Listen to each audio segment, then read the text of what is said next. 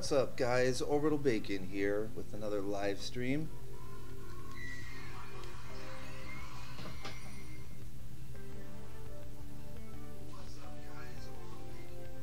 Realize I've got an echo going on in the background there. Alright, off to a brilliant start. Yeah, so I'm just gonna do like a kind of like a Q&A on this one. I'm not really editing anything in particular. I can jump around, like if somebody wants to see how something's done, particular effect. I know a lot of people have been asking me about lightsaber effects recently. I saw a few comments on one of my previous videos asking about that. So I could do some lightsaber effects. I had some questions about explosions, things like that. So I'll probably just kind of edit some excuse me. I'll probably just edit something random for now, and then once I start getting some questions in, you know, we can jump around.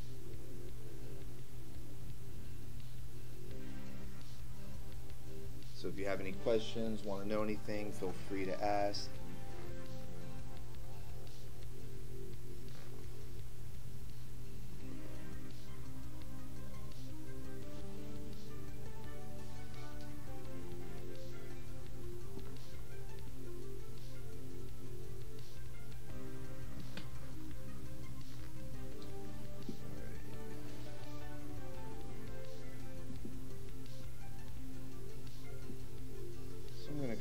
I'm just going to start out by, I was editing one of these fight scenes here.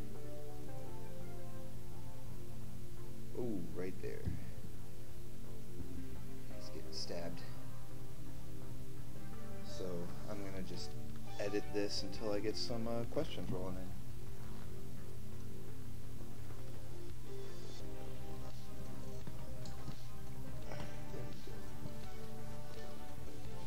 Okay, that would help if I put rolling the chair over the cord. I guess that's what was going on here. Alright.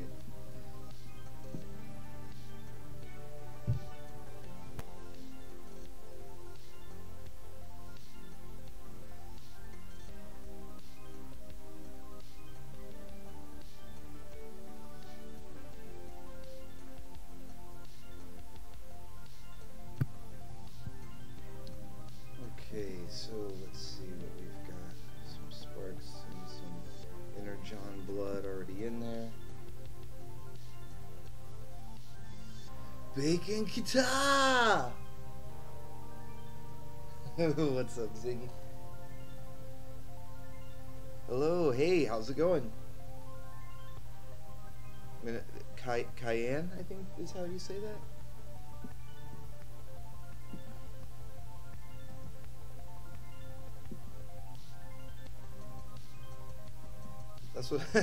That's what I should call the stream, Ziggy. Streaming guitar.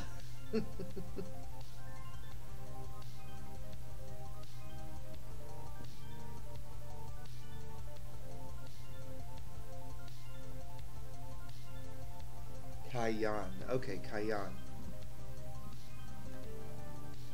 Thanks for joining in the stream. Like I was just saying, it's just kind of like random, you know, if anybody has any questions or anything. Just kind of messing around at the moment.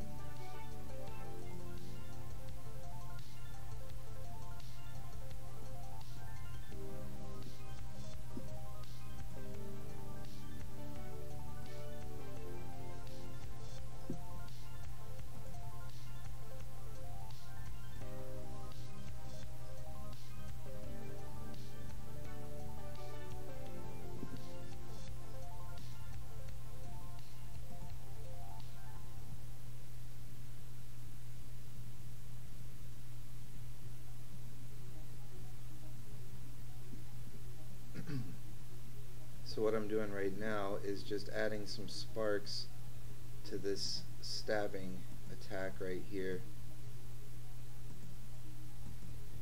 as the sword goes in. I kind of wanted to try something. Normally I just do sparks or electricity, you know, because they're robots. But I've been reading the comics lately, and I like how in the comics they give them kind of like this energon blood. They kind of did it in the live action movies, but it looked weird. But I'm testing it out here. That's what all this pinkish purple stuff is, but I think it needs something else. Something more.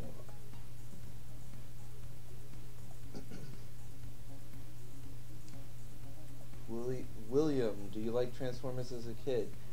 Yeah, I watched let's see, I think I came in pretty late as far as G1 goes. Like, I caught the tail end of what I didn't know it was season 2 at the time, but caught those last few episodes leading up to the movie, even though they didn't tie in. And then, of course, I watched the movie and rented the videotape like countless times. Kind of fell out of it after that. Like, I didn't. I thought the movie was like the end of the cartoon, you know, because they killed Optimus, and you know, even though they brought in all these new characters, I was like, all right, well that's the end. I didn't even know that there was a season or even if it was a brief season. I didn't even know there was another one after that kind of continued on the story. So I kind of missed all of the, what do they call it, the rebirth and the 5 Faces of Doom and all that kind of stuff.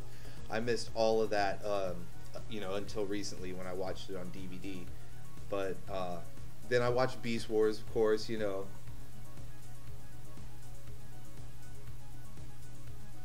Kayan, just saying, love your effects in stop motions. Thank you, I appreciate that. I've been doing effects for only a couple years. It's more recent. Like, you know, I was doing voice acting and messing around with stop motion for a long time. But the effects is something recent, and it kind of like instantly became like a passion. I really enjoyed it. It was a lot of fun. Like this right here, I just love kind of toying around with, you know, different things to see what it might look like and give something a unique look compared to other stuff that might be out there. Who is this Smexy guy? The Space Bacon. What's up, B? How you doing, buddy? Welcome back.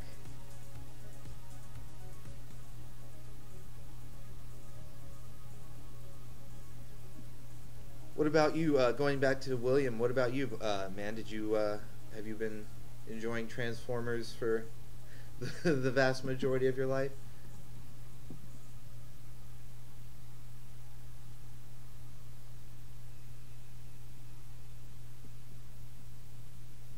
All right, let's see. Is it this one?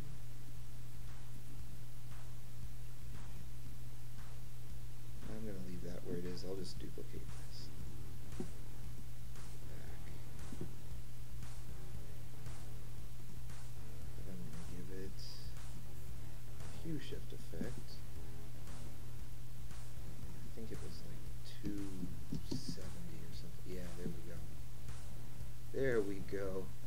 That gives the liquid more of a, like it's kind of splashing out effect if I reduce the I don't know why I always put such an emphasis on the opacity. The opacity.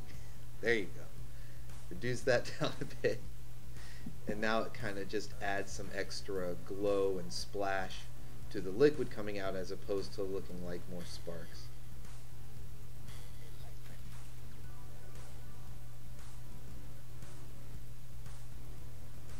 Because I want the sparks there as the initial, you know, clashing of the metal going into other metal, but then, like, I guess more like a normal wound, I want the energon blood stuff coming out.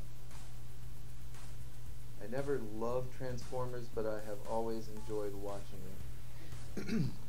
I can understand that. There's definitely, excuse me, clearing my throat here.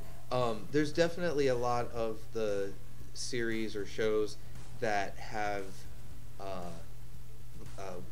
I don't know the term I'm looking for, they vary widely.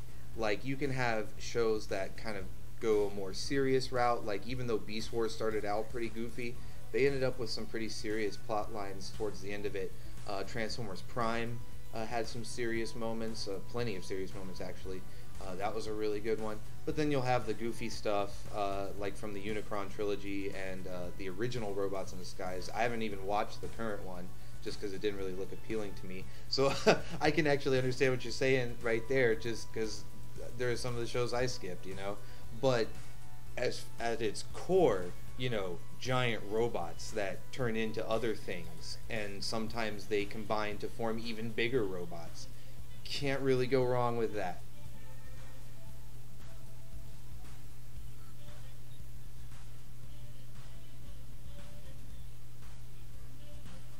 V, you said your hand hurts a bit in the wrist, but otherwise fine. Doing it, yeah. Sounds like you've probably been doing some video editing and stuff. I have to wear like a wrist brace when I do this stuff, just because after a while, like resting my hand on the hard wooden desk, it hurts. So I have a little padded glove thing here, so my wrist is fine while I move the mouse around for hours on end.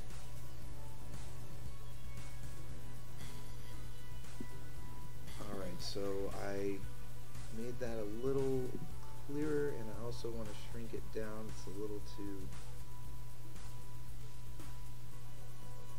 profound. And also it needs to be kind of facing the direction the blood is, which is more of a downward direction.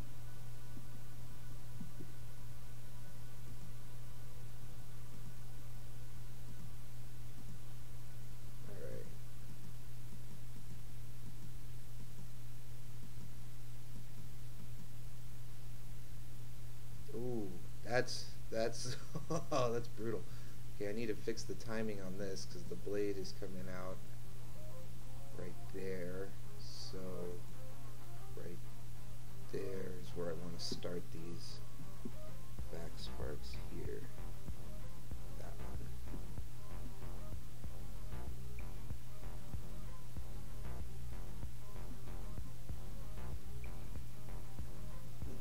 Bro, power of the primes predicating though. Oh, I've been seeing videos on that. I think Imgo just uploaded a video on it, and of course I've been seeing other people posting pictures talking about it. It looks pretty. I'll admit it's nice. But see, I was one of the people who liked the Devastator. I didn't, yeah, it's got its problems. It's not perfect. But compared to the, what was it, the Fall of Cybertron Bruticus, it was miles beyond, or above it.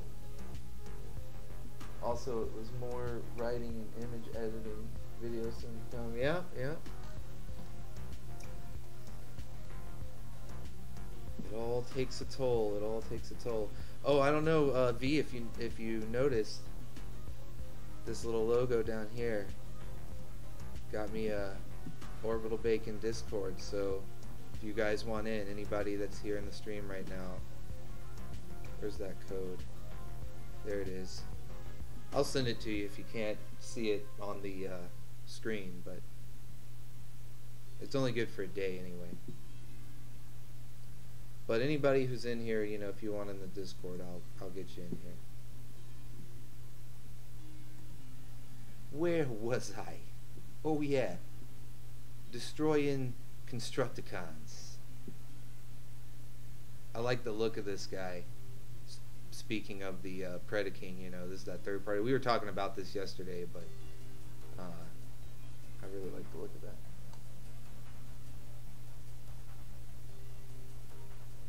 No figure is perfect. Yeah, nothing's perfect. That's the thing. Is like, there's stuff that comes close. And I'll definitely try to come close with, whatever work I do or whatever figure I try to collect or whatever. I like to come close to perfection. But you can't be perfect. There's going to be mess-ups. Sometimes they're funny. And they're like endearing. I think there's like a name for that when like people find like endearment in the flaws and things. Beauty in the flaws. Something like that. Getting all philosophical. Bob the Rainmaker is here. He's my #1 guy. What's up, Bob? It's not raining outside, so it was earlier though. It was earlier, but I'm kind of missing the rain. It's almost like I'm doing a live stream and there's no rain. What is up, Bob? Sorry I didn't hop back in yesterday. That's all right, man. That's all right. I always appreciate you stopping by, no matter for how long. Glad to have you back tonight.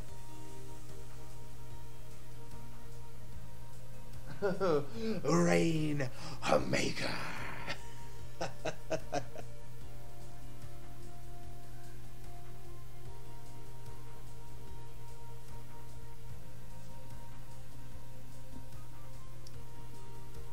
Alright, so that spark is way too big. Where was it? This one.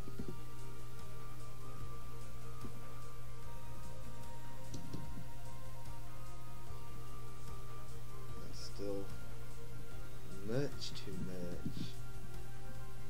Much too much. There we go. Yeah, I wasn't taking this one as seriously as I needed to yesterday. I was kind of goofing off. So now that I'm going back, I'm like, oh, wait just a minute. No, it wasn't under that. It was under this. There we go. Undo that? How much is that going to affect? Okay, yeah, then I'm turning that down, because that's just going to cause pixels. So instead of it being at 28, just put it at 8, or you know what, round it up to 10. There we go. We'll do that, and do I want it clear at all? Just a bit. Just so it looks like it's there. I think it's still too big too.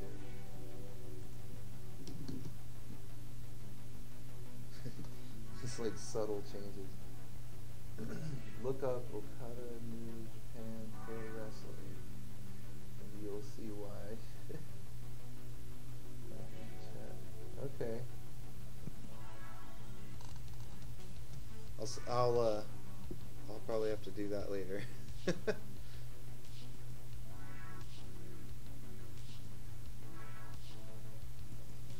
Not during the stream.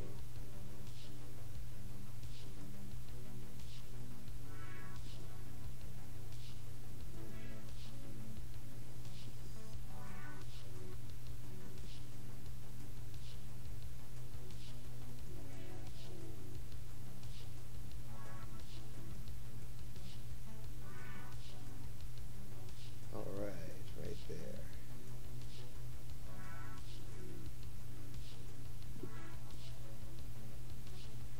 Right there. Yeah, it looks like I had started on this as far as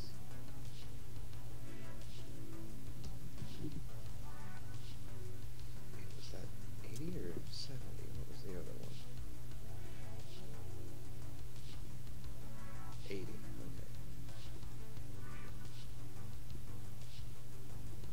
Definitely gonna scale it down. There we go. Save constantly.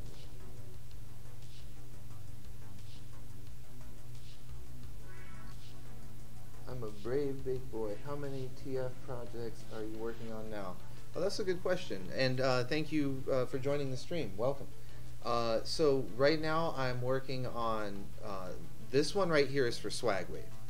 Swagwave stop motions for that channel. So this is part of the Combiner Wars series. It's the finale. So that's this one. Plus we have another Transformers project that we're working on, which is recreating the blackout attack on the army base from the first Transformers movie. So that's what that's from. And then I'm also involved in Transformers Prime Galvatron's Revenge. I don't know if you've heard of that one. It's kind of like a fan film continuation of the Prime series. And that one's actually done using computer animation.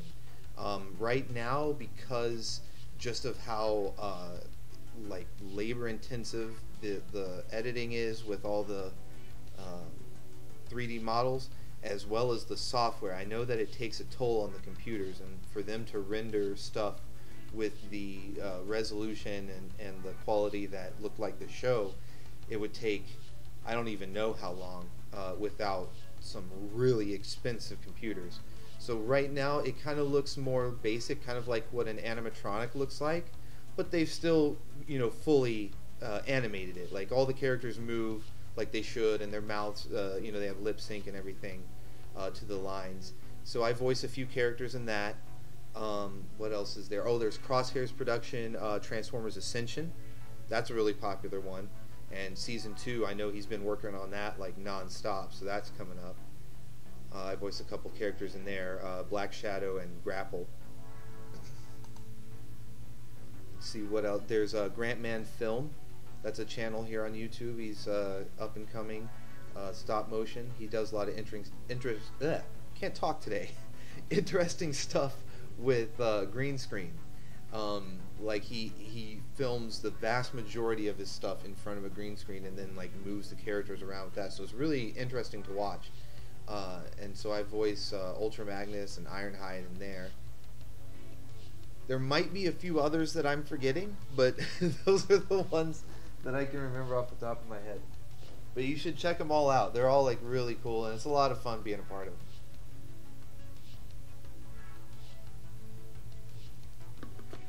And sorry it took so long to get to your question. I didn't see it right away.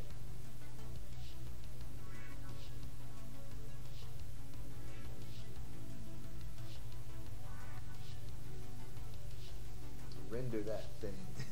Yep.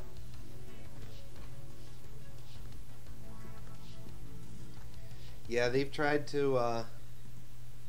They've done a couple of short scenes. I know they did a full resolution render of like kind of a remake of the intro, the opening of Transformers Prime, but using the characters that are a part of our Autobot team, because since it takes place after the events of season 3, Knockout, you know, he kind of defected, so he's in the opening.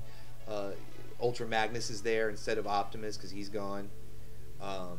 So that was cool how they did that. They also, and then of course, they feature some new characters, like since it's called Galvatron's Revenge, obviously, but Galvatron's in there, but he's not the version that was in the movie. I think it was the movie that had Galvatron show up, but it was like Unicron took over Megatron, similar to the G1 thing. This one, it's more of he's a completely separate character from Megatron, but he looks like the G1 Galvatron, just a Prime version in that aesthetic of the show. And he's got his Destructicons with him, which is Slipstream, Cyclonus, and Scourge. And they're like bigger than your typical Transformer. Like usually Galvatron and the sweeps and everything back in the movie, they were kind of like the same size as like Optimus and Megatron would have been, but these guys are like bigger, so they pose like a real threat. Like they even, you know, go toe to toe with Bruticus at one point. So he's in there. You know, the Constructicons are in there. They use kind of a Fall of Cybertron aesthetic mixed in with Prime to bring the Combaticons rather, with Bruticus in there, and they've got a full resolution render of that.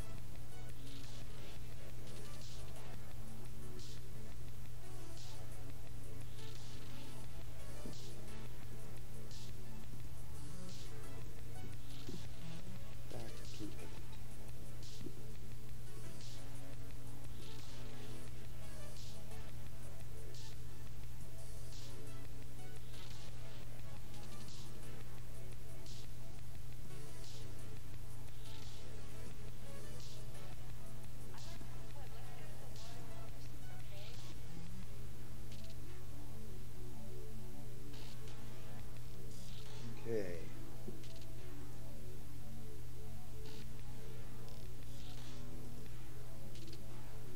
Yeah, see, this lighting cue is kind of bugging me out here. Because Swagwave, as he was filming this, he changed the lighting for a reason, like there's supposed to be an electrical short or something there.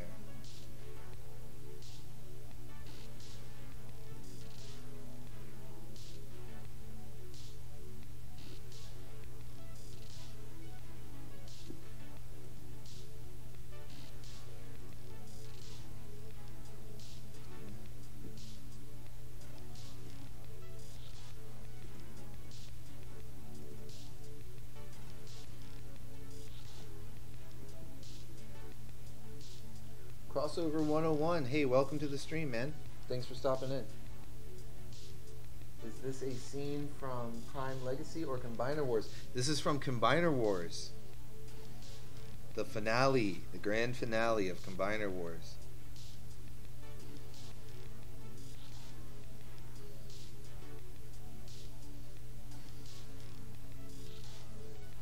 But Legacy will continue. Like, we do have plans to continue that all the way to the end, basically.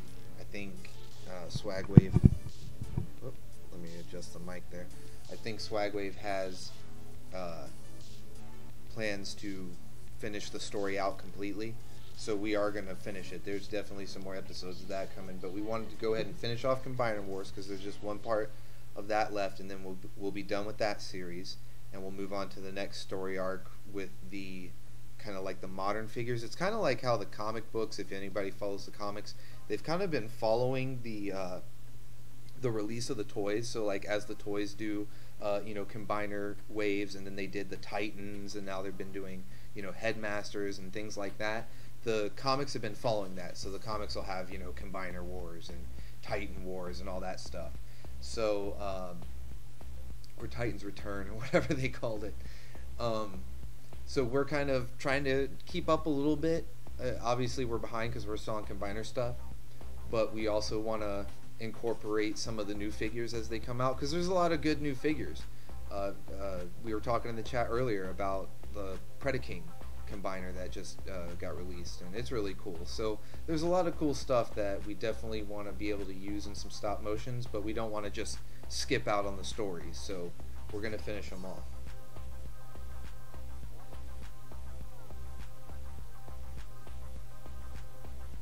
It's not a spoiler. Who are all the combiners that appear in this?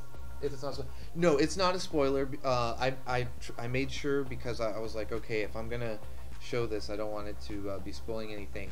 But on Swagway's Instagram, he had pictures of everybody, so it was like, okay. I think there might be a couple that, like, one or two teams, so I'll leave them out. But as far as the ones that I know I can reveal, it's we have the Predacons here. As you can see, this is the third-party Predacon. I believe it's Nero Rex, if I remember the name correctly. And the opening of the scene I was doing yesterday on yesterday's stream. The opening of the scene, the Constructicons are digging on Cybertron, and they're just kind of like digging up some old junk. They might be like looking for a relic or something, and they come across the bodies of these Predacons. They start uncovering them, and they awaken. And they're the Predacons in our story here are it's not really how they were in G1. It's almost more similar to how they were in Transformers Prime, where they're like inhabitants of Cybertron before there were Autobots and Decepticons. Like when it was just Cybertronians, and they're like almost the equivalent to like dinosaurs. Like prehistoric. So when they wake up, they're not happy to see Decepticons or Autobots. They're like any Cybertronian that's part of a faction. You're part of what ruined the planet. So they're not happy to see the Constructicons, and as you can see in this scene here, he's letting him know how unhappy he is with him. Look forward to seeing them. Thank you, Crossover.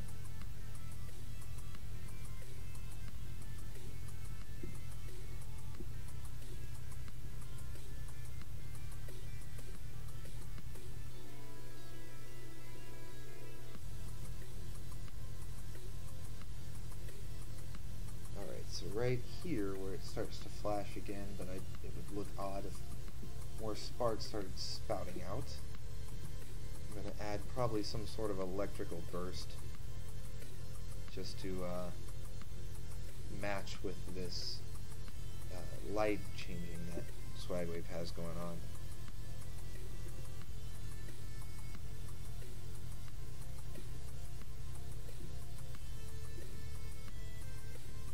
Just because.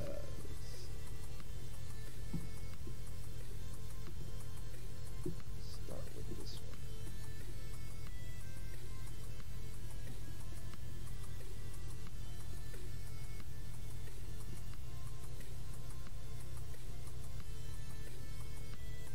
Hey, thanks, Bob.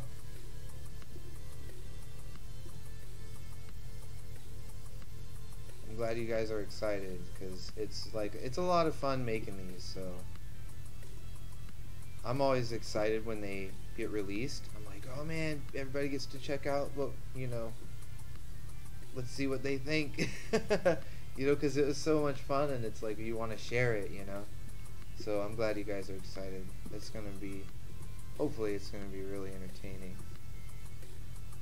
once it's all complete. Okay, so this thing is too gigantic. And let's see, let's rotate that around like that. So it looks like it's kind of sparking out from. This will be our reason for the light flickering. There's probably an easier way for me to move that instead of axis by axis, but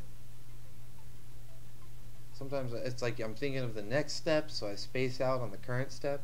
You gotta be careful.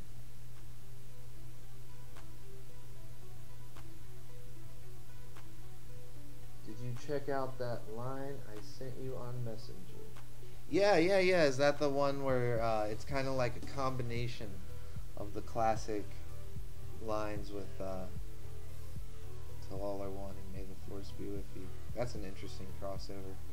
It reminds me of because there's been a lot of like really cool crossovers. There was I keep talking about the comics, but I've read a bunch of them. So, but I remember the Transformers crossover with the Avengers in one comic. It was awesome. Iron Man built like a giant like Transformer-sized suit so he could fight Megatron. Oh, it was hilarious. Hilarious. Alright, so as you can see, I've kind of dropped this little spark effect, which it looks pretty cool in and of itself as far as like having that glow and everything. But I always prefer the effects to look like they're blending in as opposed to sitting on top. So I'm going to blend this with add, and now that becomes sort of a light source. You can't really see the edges of the effect anymore, which I'm fine with. It's more now of an actual light source, like an electrical flare-up due to the sword being through the robot here. And once again, I'm going to use hue shift just for a quick color change here. Probably going to go to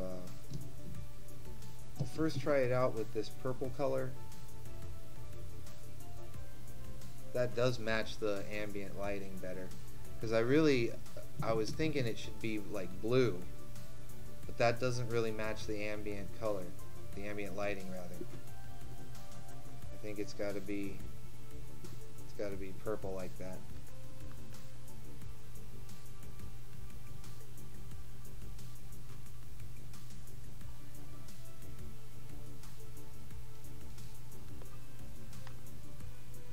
Bob, I need my rain.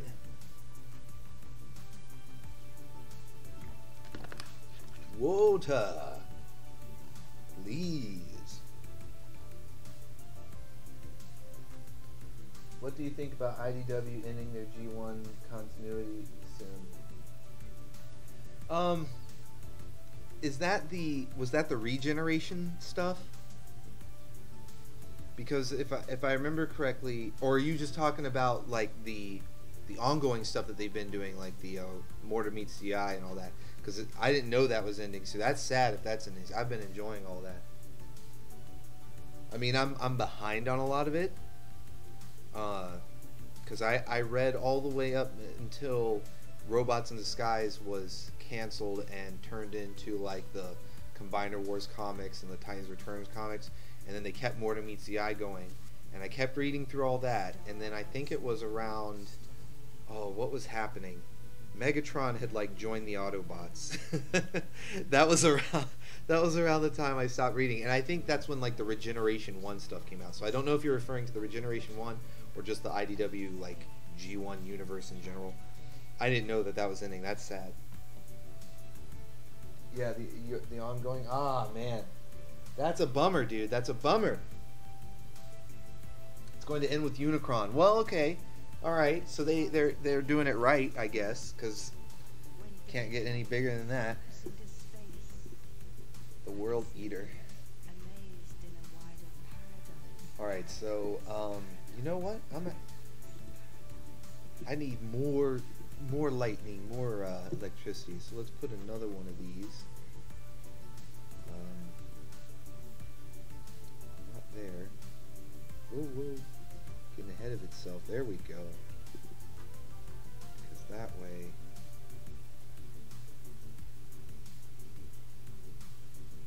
Oh no, I had it right the first time. Never mind.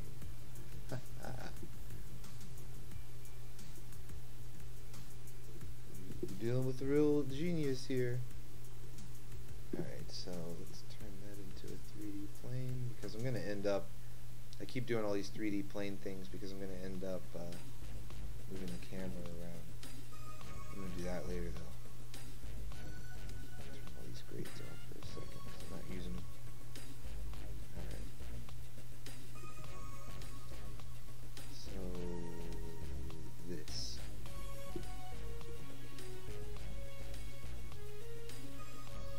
Megatron is a traitor joining the Autobot. Yeah, I mean, like story-wise, it's really cool. Of course, the diehard like Decepticon, loyal Decepticon fan. It's like, ooh, I don't like seeing that Autobot logo on his chest. So I get that. But story-wise, it's been really interesting. It was a cool reveal when he walked out with that. So. But I need to catch up though, because I mean, for all I know, he's gone back to being evil again. I don't even know, because that was a while ago. At this point, I think that was like almost a year ago, maybe. But now I'm curious to see how they're going to end it with Unicron and all this stuff. So.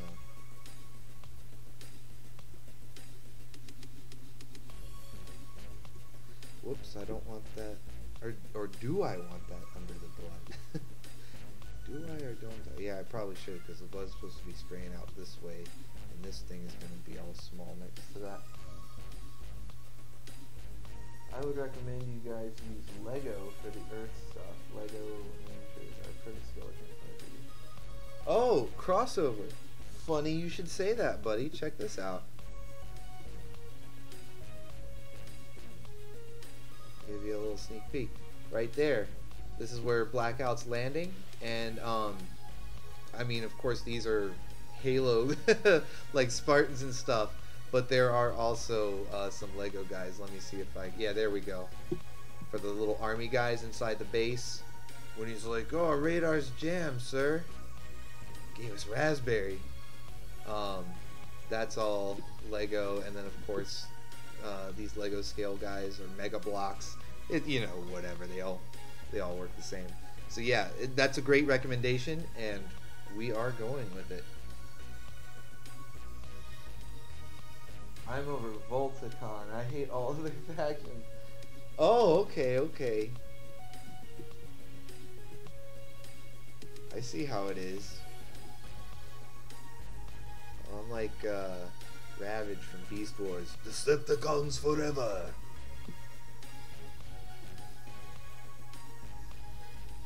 Alright. Let's get this thing up where it needs to be. About right there. And probably this will be smaller than that because this is just the first frame. It's going to end up popping. Alright, and shift just like the other. And blend it in. There we go.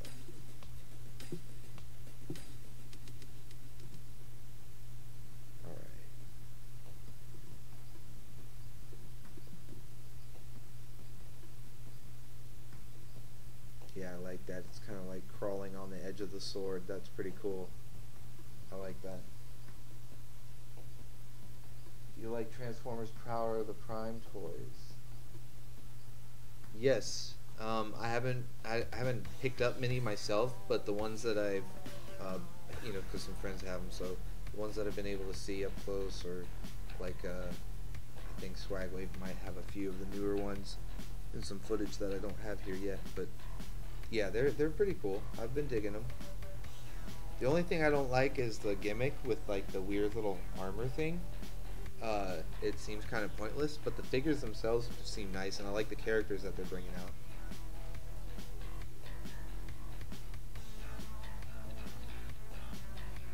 How could you ever hate space painting? That's a good question. Hopefully, never. Alright.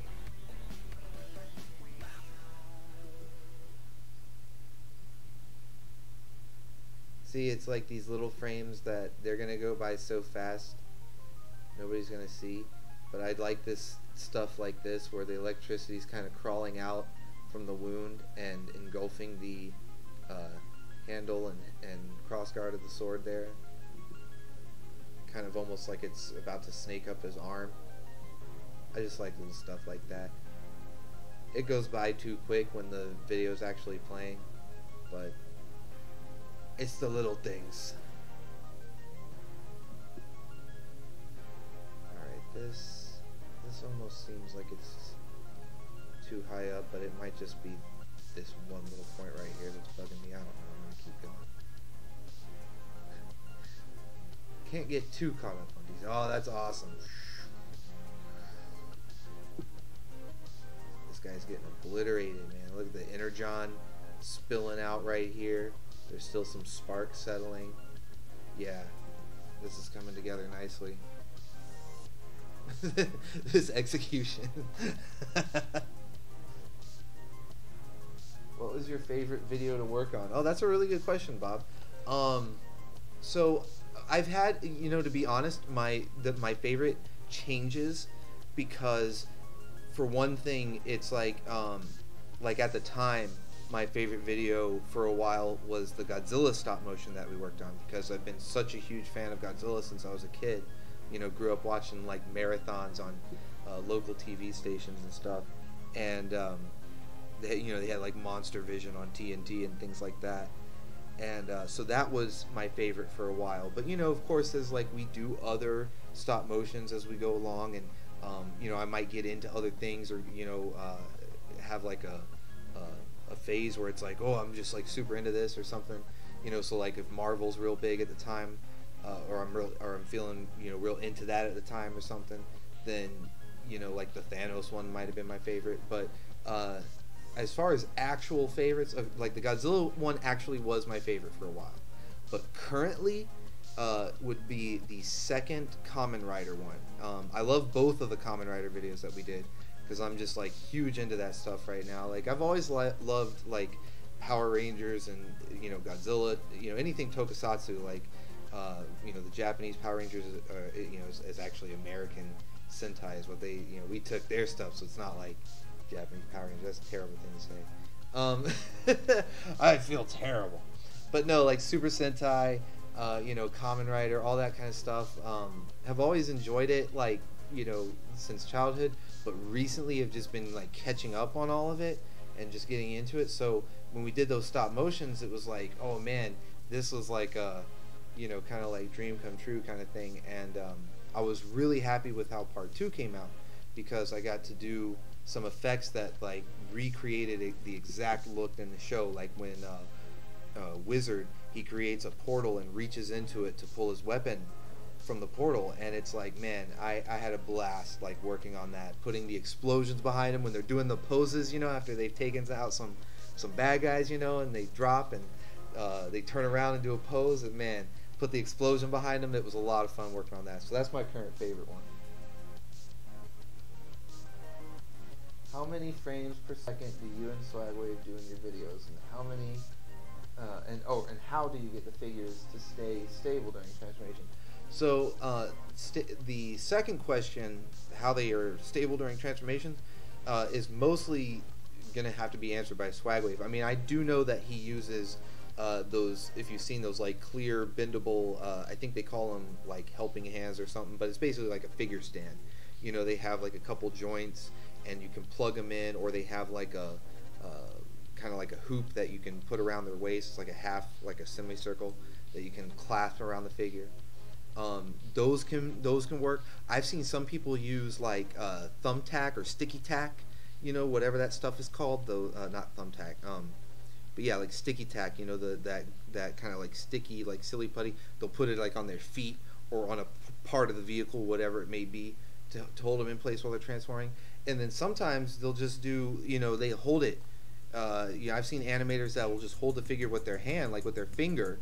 Not like grabbing it so that their whole hand is in the frame, but just barely touching the side with like with one or two fingers, and then that way they can edit it out in software, with like chroma key or whatever masking, whatever software they might use or techniques they might use, but they can get rid of their hands, hide their fingers, whatever, hide the stands, the figure stands. So there's a variety of ways you can do it. You just kind of have to like figure out how to trick the camera, basically. But for the first question, the how many frames, the video footage that Swagwave sends me is usually somewhere between 20 and 30 frames per second. It's usually on the higher end because he tries to take as many pictures as possible to get like that smooth animation. And so when I set up these composite shots, I usually set them up to be in 30 frames because that's what all the like these pre-rendered effects that I use, like these the radar and the muzzle flashes and stuff, that's all, as you can see here, it's in like 29.9 or 30 FPS. So I go ahead and I set the composite in 30 FPS and go ahead and render it that way. So the clip that once I'm all done with the effects, the clips that I send back to Swagwave are in 30 frames, 30 frames per second. So he just adds the music, the sounds, the voices, all that kind of stuff. So it's still going to end up being 30 frames. Now, as far as the actual animation, sometimes the characters are still for a few frames. Like this right here, they've been still for quite a few frames, but that's because it's supposed to be, holding on this shot, the lights are flickering, there's other things going on. So they don't not necessarily always move at 30 frames per second, per se, but the videos are in 30 frames, if that makes sense. I hope that makes sense. Wow, looks so good. Thanks, man. Yeah, I'm really digging how this these electrical effects are kind of affecting the fight. It looks really cool. Well, it's not much of a fight. This guy's just getting got. No problem, V. Thanks for hanging out, man. Always appreciate it.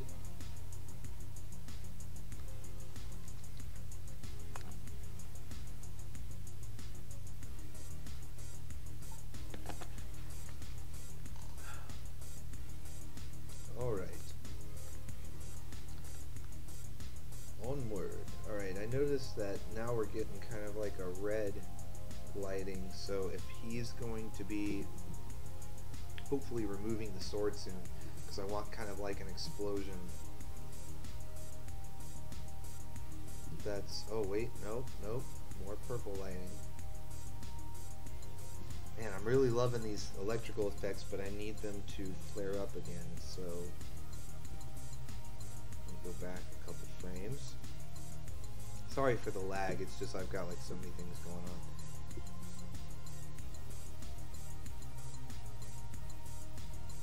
I'd have to end up closing down Discord or something. Who knows? Right there, that's where I want it to happen.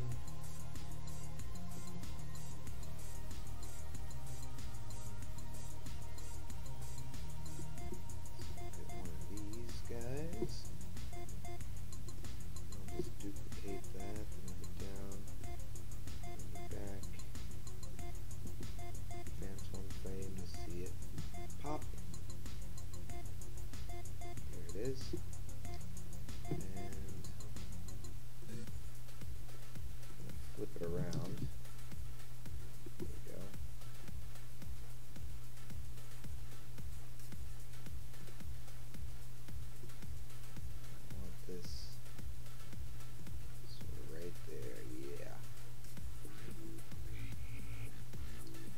Maybe Swagwave will want to join my project. Spread the word. Yeah, I mean, you can ask him. I'm not, I can't speak for him, so I don't know if he will or not. But you can definitely ask him.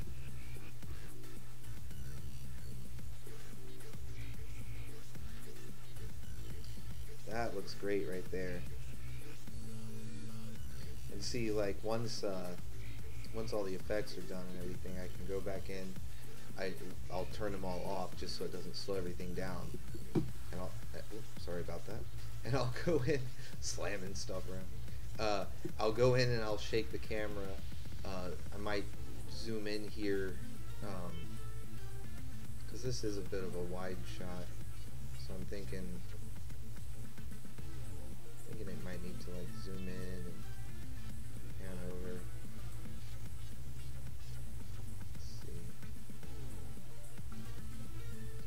Yeah. So like as he stabs the middle, kind of go in like that. We'll see the damage here. A bit of shake for the impact. We'll probably hold there for a while, and then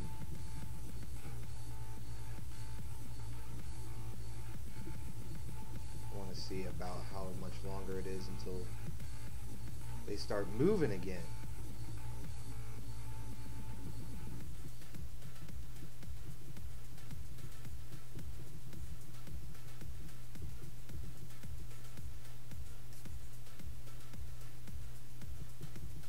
Man, this goes on for quite a while.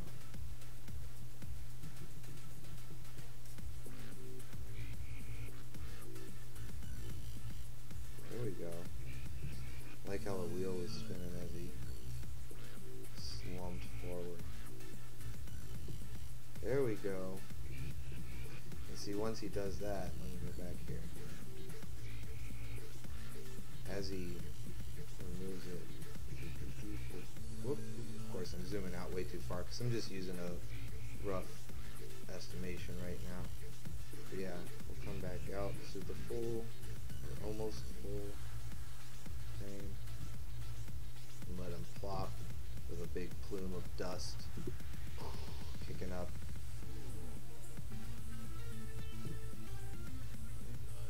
What programs are these, and are they free? Yeah, that's a great question. It is HitFilm Express. I'm using HitFilm 4. I don't know if it's still number 4. They might have, gone up to another version since when I got this. But Express is free. There's a Pro version, or it's called Pro, and it's not free. It's a one-time. It's not like a subscription thing like the Adobe Creative Cloud. It's just a one-time thing, but it's like a few $100. It's pretty expensive. So I'm using the free version, but the cool thing about the free version is you can go in and buy individual packs that have just a small collection of some of the effects that the full version have. But like, if you don't need everything that the full version has, you just are wanting to do, lasers and explosions, then you can spend like $20-30 and get what you need. I think that's what I've spent about that total, somewhere around 30 to 40 total with all the different add-ons, and I'm able to accomplish like lightsaber effects and like adding in pre-rendered effects and blending them into the background. I can do masking and stuff, so it's very useful. I definitely recommend it.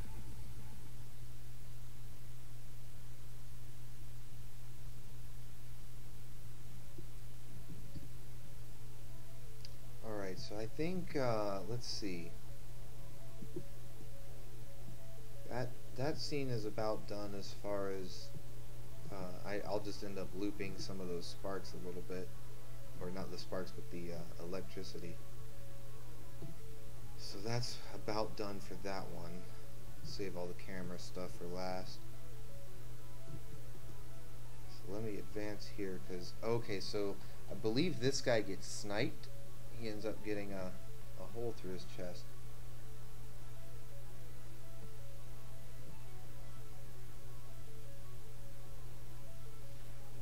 Poor guy.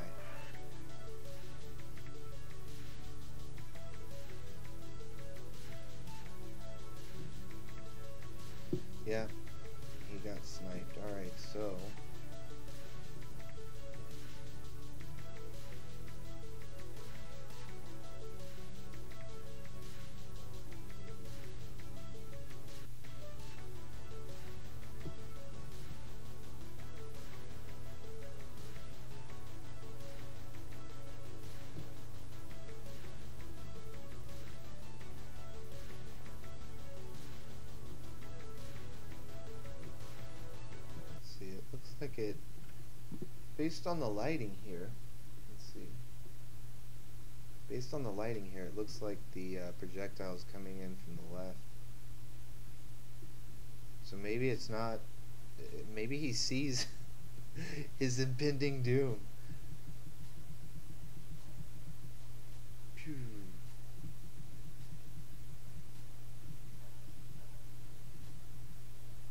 Alright, well, we can do that. We can have the shot enter the frame, hit him. That's fine.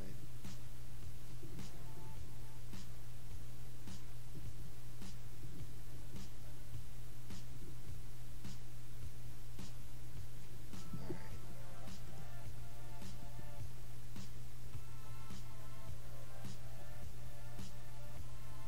I still can't get over this guy's elbows. These weird little panel arms. That's like we said earlier, no figure's perfect, so.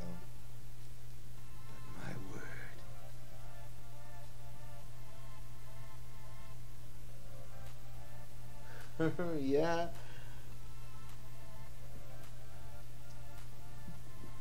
They don't even get to combine. Well, that's the thing, is I think the Constructicons are like in the first episode of the Combiner Wars, or not, or maybe not the first one, but as soon as the figure was released and Swagwave got it, it was in like that very next episode of Combiner Wars. It was like the main guy. I think he was in 2 parts actually, because it ended on like a cliffhanger kind of thing.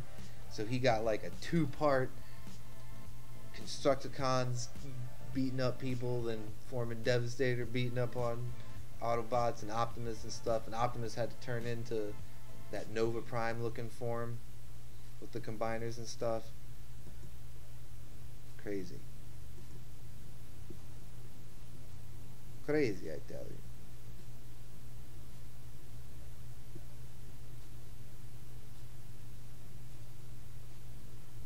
What is this? Why is this going so slow? Kamen Rider. No, not that desktop. This desktop. Footage crate. There we go.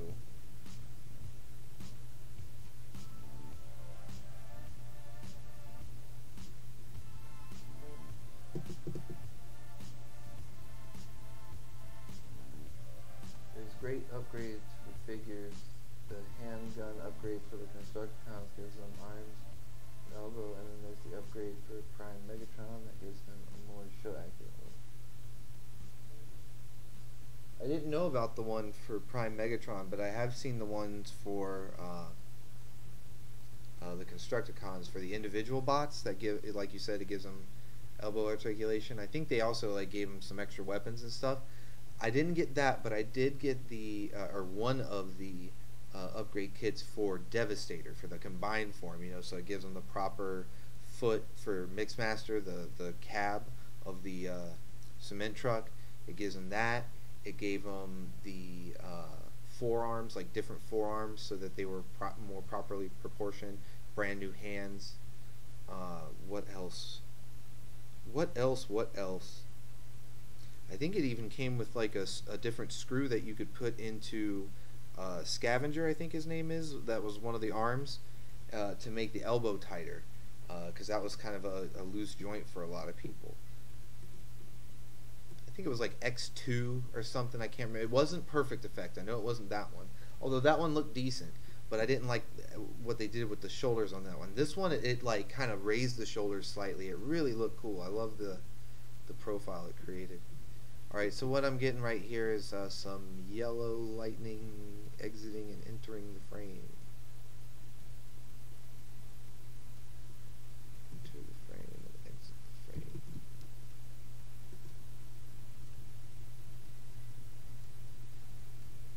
Because what this will do is I can use this as kind of like a laser shot that's hitting him. Oh, I'll also need, I don't think I got them in here yet, these like repulsor blast things. They're these new effects that I just got. I think they're called repulsors. Let's see. Yep, repulsor blast. This one I need slight forward. And the smoke. And I guess I didn't get the sparks. Oops. Get the ones at the camera then. I was wanting to try these out, see how they look.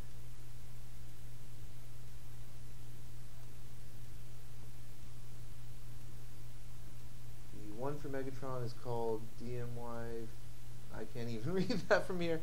Upgrade, it's great. I ended up getting the chrome one. Oh wow, they had one in chrome? Yeah, I really didn't see this one if there was a chrome one.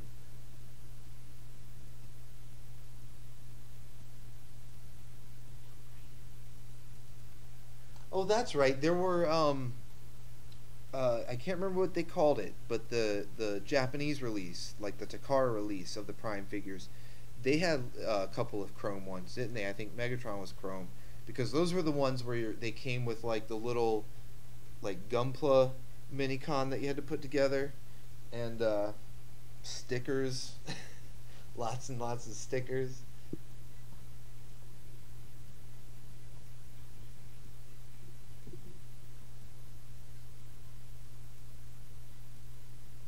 Alright, so let's see. Let's get this guy obliterated. Go back. There we go. Here we go. So this is this effect that I'm using right now. Whoa. For one, is way too large. But it's actually from, or inspired from, the Flash TV show. So you can kind of see it's like the lightning entering the frame, like he's running in. But I'm gonna mess with it a little bit. The scale here. Let's see. I'm gonna lock it at that.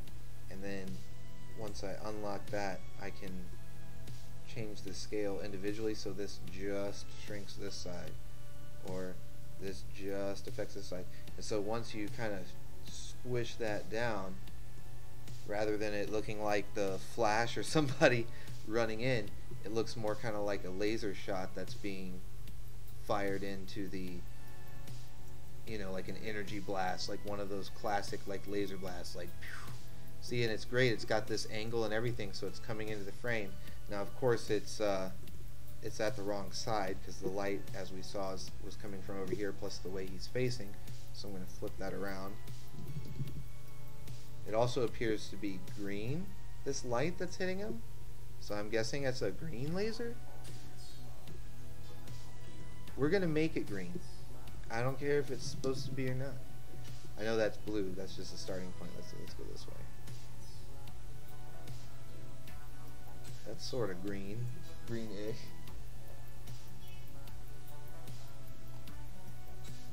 Because I forgot about those. So there we go. And this one, because it already looks pretty good, I don't know if I want to.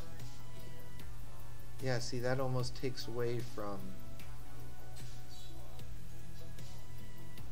the impact of it. It's a tough choice, especially since he's already green. But anywho, let me make sure that's going along with the lighting here. The light changes as it enters the frame. Yep. Yep. Perfect, okay. But, see right there, it just looks like he's kind of absorbing it almost, you know, that's no good.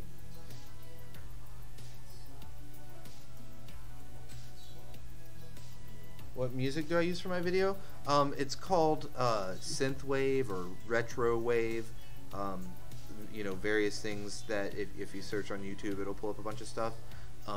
These are in particular I made sure to get some copyright free stuff just so my stream doesn't get tagged with any claims or anything like that. So yeah, if you were to type in, you know, royalty free synthwave, you'll probably find the mix that I'm listening to. And it's nice because they have like 1 hour mixes. Some of these channels that put out the royalty free music, they'll make like 1 hour playlists, and I'll just grab a couple of those so I have music, you know, for a couple hours. That's it's kind of cool and chill, you know. Like we were talking earlier about growing up with like Transformers and some of the other old stuff. You know, it kind of has that old retro feel, you know, like the 80s. So I really like it. I've been curious about Studio Series Blackout size other leader class figures. Do you know how he looks with Thrilling 30 Jetfire? I don't know how he looks with Jetfire specifically. And you know what? It's a shame because in this other scene here, he's the only Transformer in this scene. You know, because if you remember, like in the movie, it was just when he was attacking the army base. So there's no other Transformers that are really with him. So it's hard to give you a size comparison with any of the footage that I have, but he looks like a decent size as far as, yeah, he's somewhere, he looks bigger than a Voyager, but I don't know if he's quite leader size, because I don't own him myself. It's Swagwave, so I'll try to ask him next time, see if I can find out. But so back to this, I don't want it to look like it's just absorbing into his chest. I want like an impact there, so that's why I wanted to try out this stuff, because this kind of blasts forward. So let's see, it might not look right. I'm gonna mess with it a little bit. It's a new effect I just downloaded, so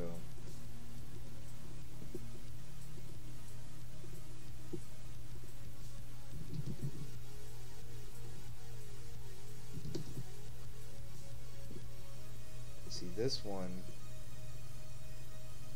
kind of want it to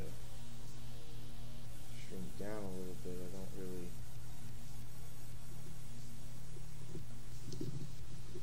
I want it to look more like an impact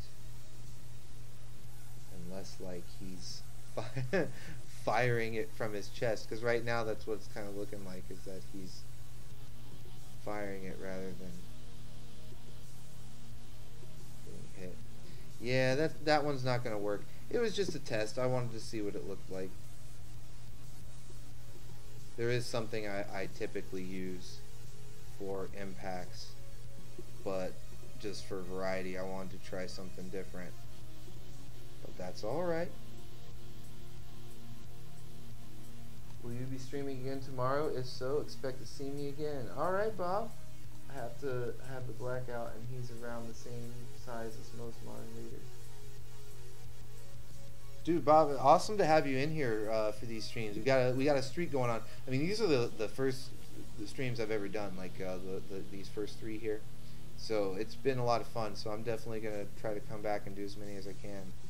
And it's good to see you in here, Bob. Making the rain. It was raining earlier. I'll go ahead and give you credit for that, even though it's not raining right now. It was raining plenty here earlier today, so I'll give you credit for that.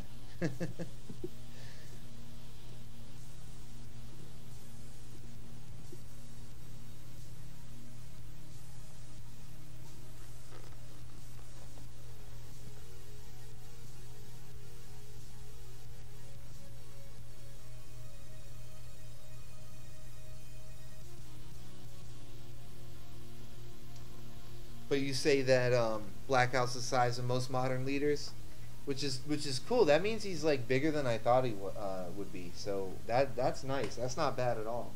He looks like a hefty figure too. Like, he doesn't look like he has a bunch of, you know, hollow spots and everything. It looks like he's solid. When can we expect the finale of Combiner Wars and the next episode of Legacy?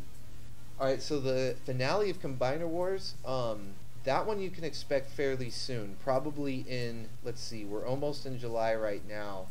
And, you know, obviously I'm working on it right now.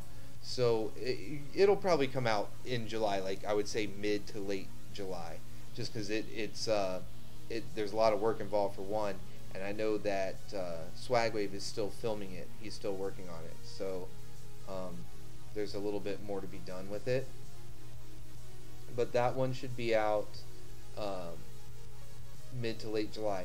Legacy, that one's harder to say because we don't have, we haven't started it yet, so we don't have like an ETA.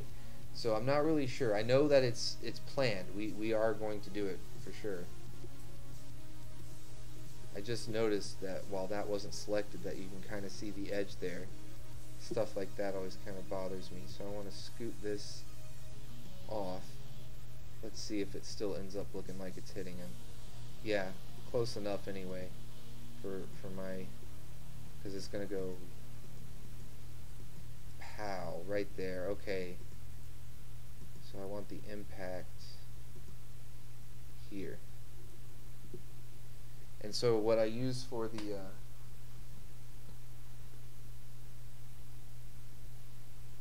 make sure, sorry about that, I just want to make sure I'm keeping up with the stream. So what I use for the impacts here are these are more like cartoon style muzzle flashes as opposed to the more realistic ones down here.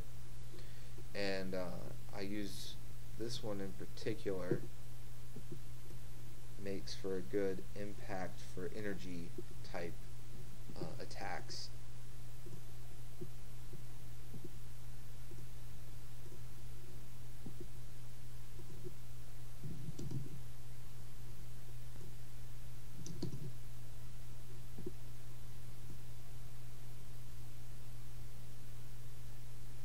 There we go.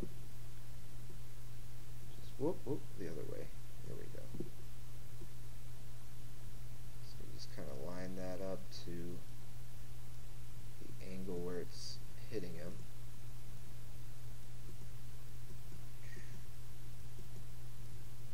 And I'll probably end up having to put a couple of them in there just to make it last long enough, since they are muzzle flashes. They're just like real quick.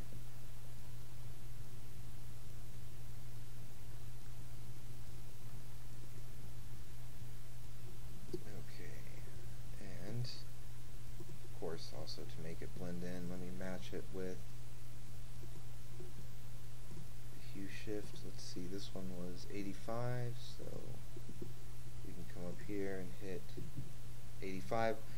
The reason this works as far as using the same number is because they both started out as like this yellow-orange, because sometimes that won't always work. Like even this isn't the exact green just because it was slightly off from the yellowish orange that the lightning was. So I think that looks a little bit better. Now this one I think I am gonna add, yeah, I want it to be bright. I want it to look like it's hitting them. I want the tip, I want the point kind of crashing into them right there, and then in the very next frame this will kind of give it a cartoony look, kind of like the old show. I'm going to flip this upside down. Whoop, and now it's way up there. Yeah, flip that like so. So there we go. So let me check that out. See, I'm still seeing the bottom of that laser. It's kind of bothering me. I might have to feather it out or something.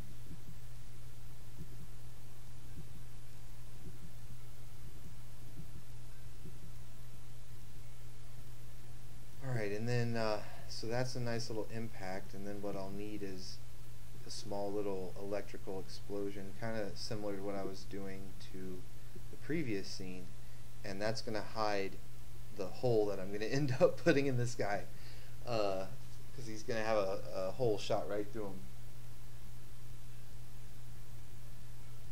Alright, Crossover Man, well thanks for hanging out. I really appreciate it. Thanks for the questions and everything. I hope you enjoyed it, and I'll see you next time. Thanks, buddy.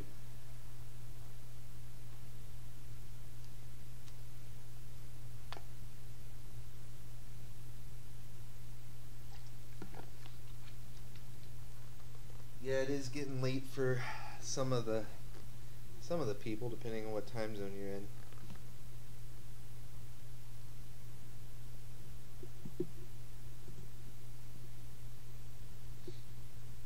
Okay, so about right. Yeah, right there. Come back here and get. Let's see, where was it?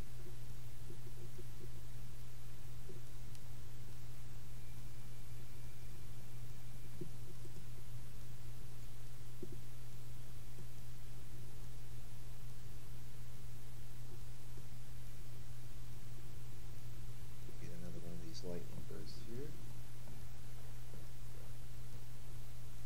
What's going on? Okay.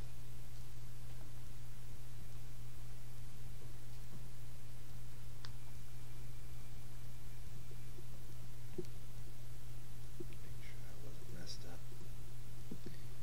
Okay.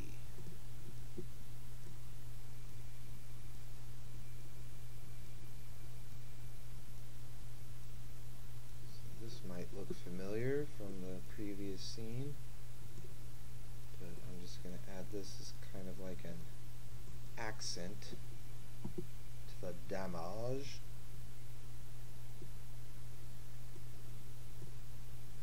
And this one also has a nice similar starting color, so yeah, right there, perfect.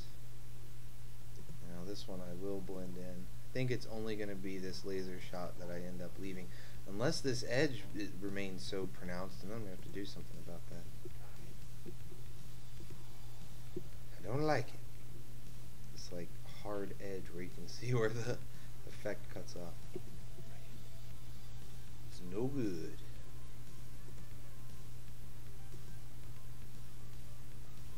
Alright, perfect.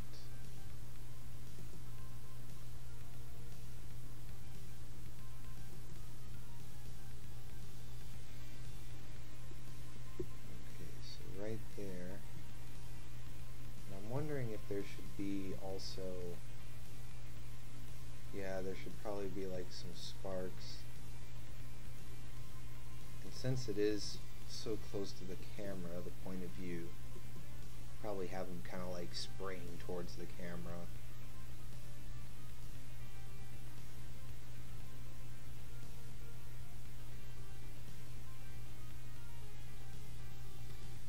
I don't know if I want to put like a hole through him or just leave a scorch mark on the chest.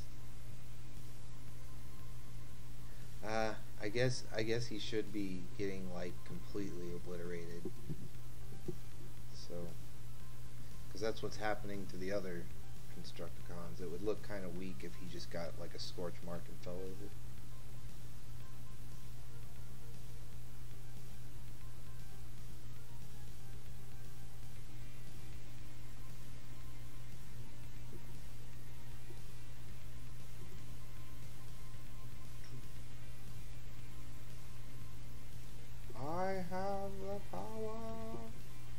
It's like he's charging up to fire the Unibeam. Unibeam! Those are interesting videos to work on. We did a couple of Marvel vs. Capcom stop motions that we tried to kind of like recreate the look of the video game with like the 2D, you know, point of view, side-scrolling kind of point of view, and we used like a green screen background to put like a little digital background back there. They came out okay. Like there were parts of them that looked pretty cool, and then there were parts that looked not so cool. But it was a fun project. Alright, so here's Blackout landing. Whoa. That was crazy.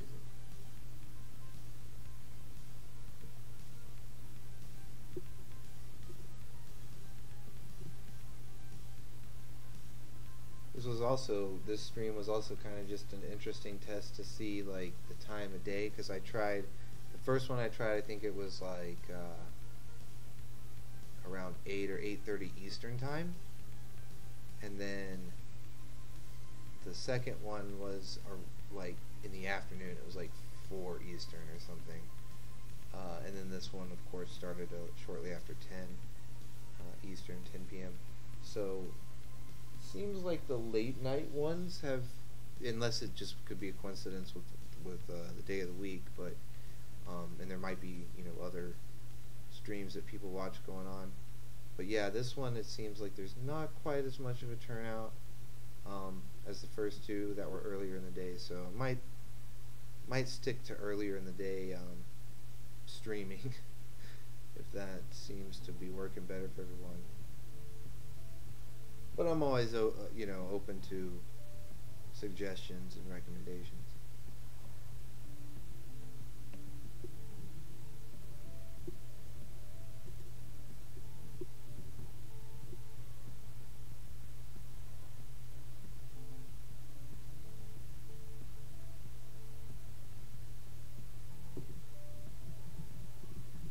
Frame in there where it kind of, it shows a hand holding the helicopter, so I want to make sure that doesn't show up.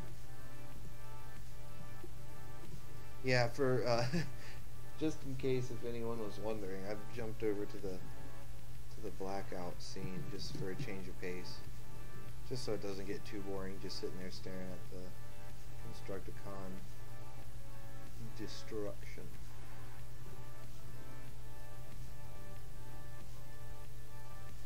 Looks good. A little change of scenery here.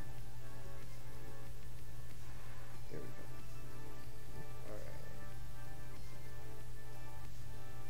So let's see.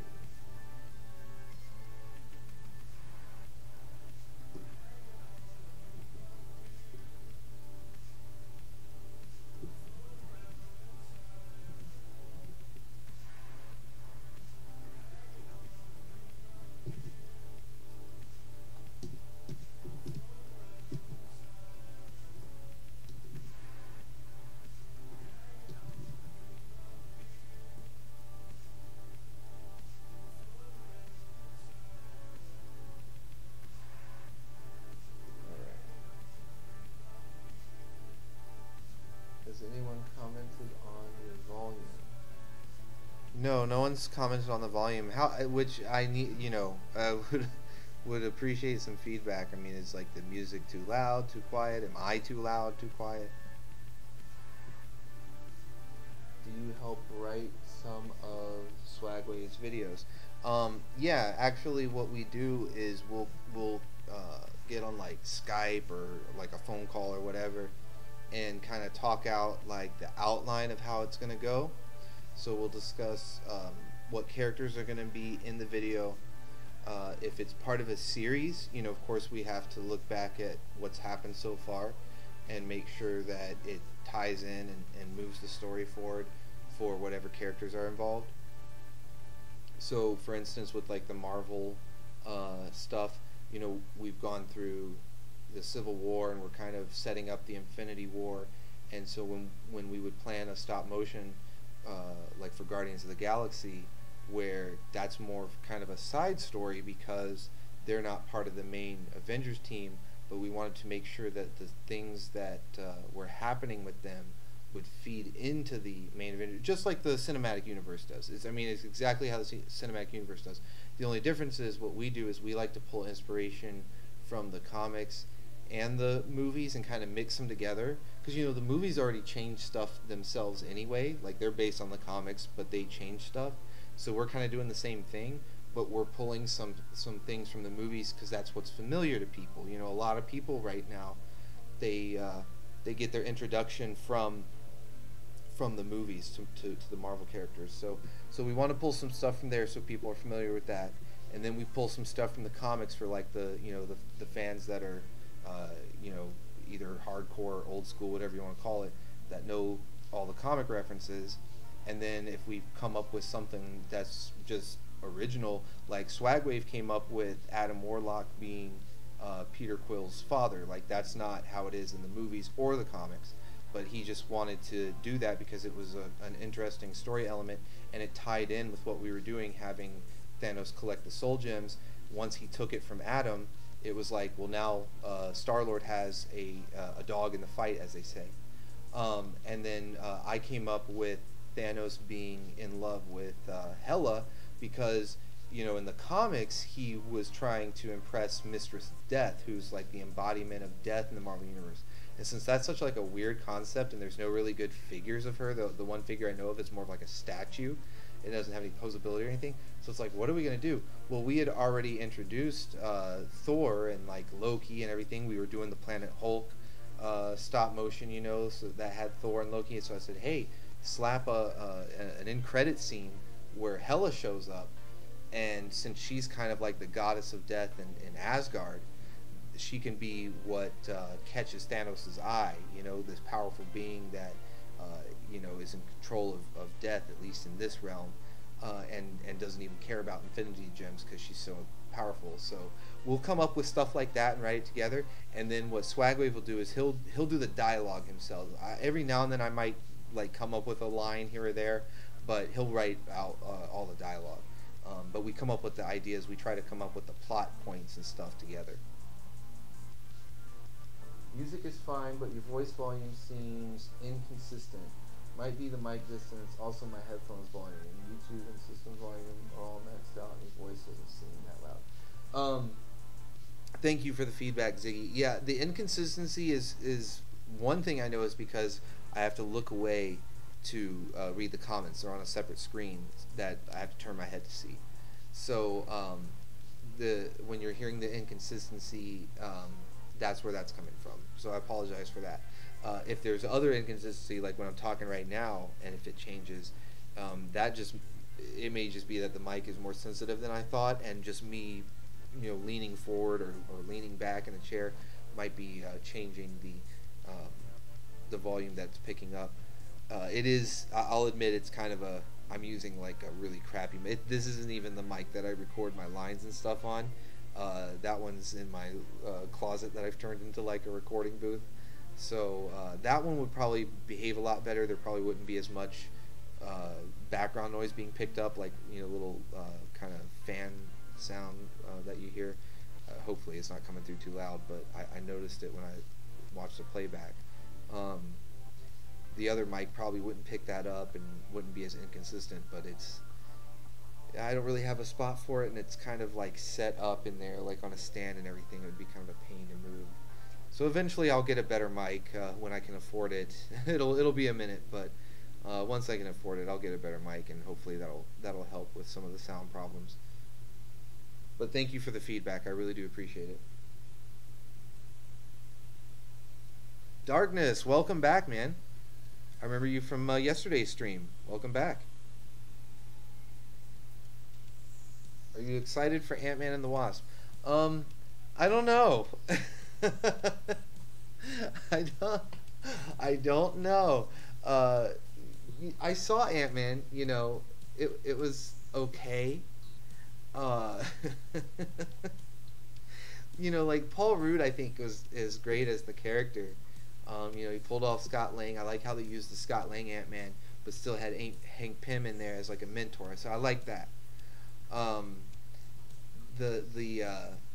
The solo movie for him though, it's just like, I don't know that there's enough to carry another movie. I know they're adding the Wasp in there. That's cool, but it feels at this point like they should already be, you know, part of the Avengers. I know that he didn't really show up in Infinity War, and they had a reason for it, but I don't know. It's like, because he at least showed up in Civil War, so these other heroes are aware of him, and I don't know. I just don't know how I feel about another solo movie, or semi-solo, you know, with the Wasp in there. Plus, I don't know if you guys have seen the spoilers for the end credit scene, but it's like, oh, it just kind of makes everything like oh, okay, well then you might as well wait for Infinity War to end, because nothing's gonna happen to their story until then. That's all I'm really gonna say. Yo, RD Blade, what is up, buddy? Welcome to the stream, man. Thanks for checking it out.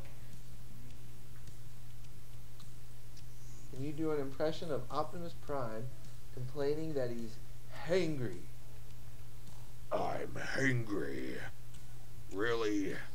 Well, I don't want to say it. I don't want to get banned. I'm really bleeping hangry. Trying not to curse on the stream. YouTube bring the ban hammer down on me. Somebody bleep that oh, whoa. Almost let it slip. Yeah, I think Ant-Man works better as a side character. Yeah, see, that's what I'm saying. He's great in like little doses as like a side character that just can pop in, say some stuff, do something cool, and then pop back out. Same thing with Wasp. She'll probably end up being a really cool side character that can like pop in, do something really cool, help out, help save the day, and then that's it. But the two of them, carrying a whole movie, or if they try to do like a trilogy or something, another one after this, I don't know.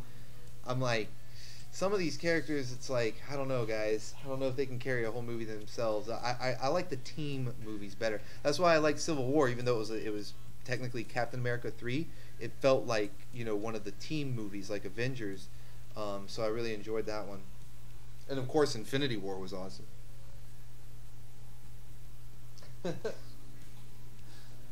RD jumps in the stream. Do something that gets you banned. No, I'm just kidding, man. No, I appreciate you coming in to check it out, dude. I'm still kind of new to the whole streaming thing. This is my only third one, but I've been enjoying it. So right now I'm editing this scene here where Blackout's landing. Probably needs. I just wanted to make sure that as the camera zooms out, there was a shot like up. Let's see, where was it? Up here, where you could kind of see one of Swagway's hands holding it, but it looks like it got rid of that. So now I just want some dust kicking up as it lands. So as I get that,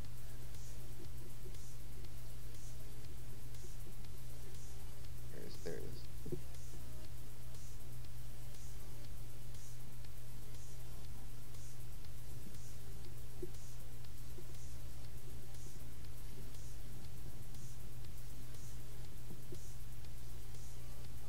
Speed and duration. Speed this thing up. Double time it. Double time it.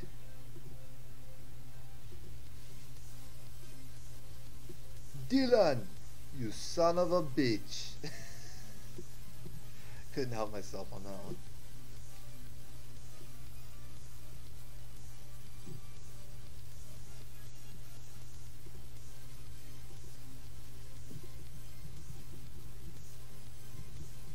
It's starting too soon. The dust wave is starting too soon. It needs to start about there.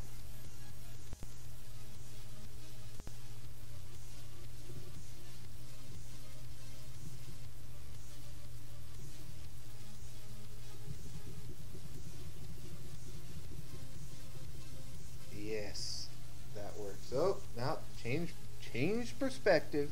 Change of perspective.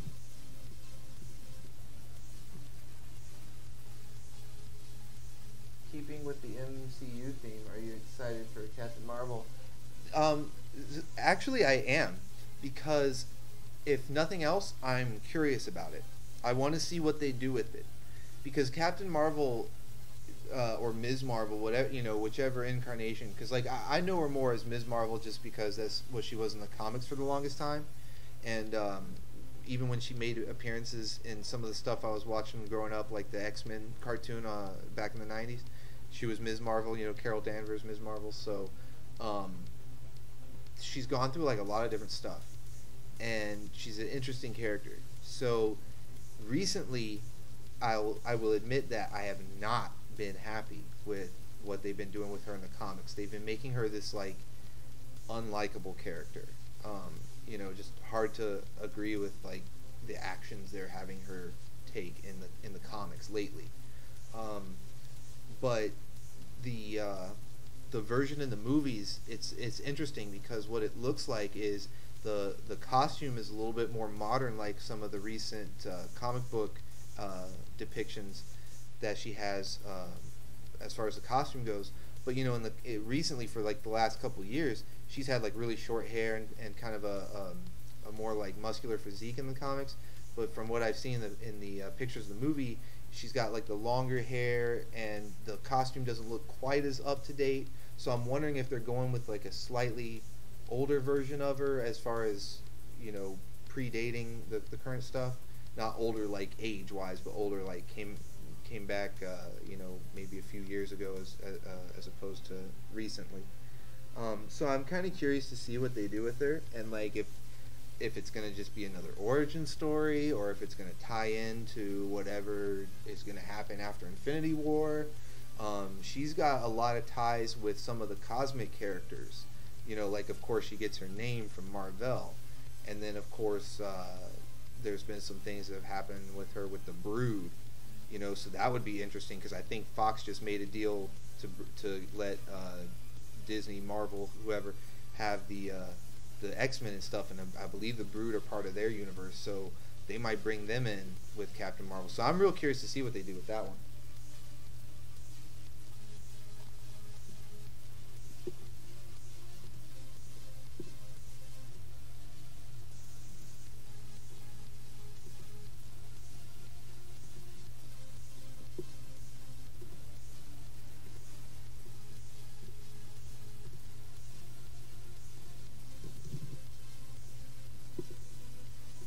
Alright, there we go. I just barely want to blur that out,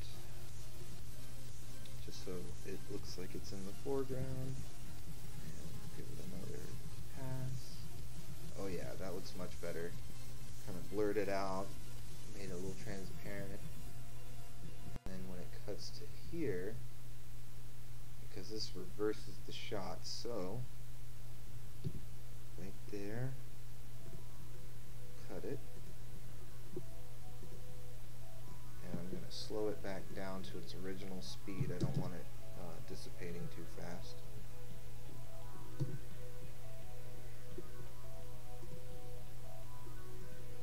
Oops, did it the wrong way there. There we go. There. And so since the perspective kind of flipped,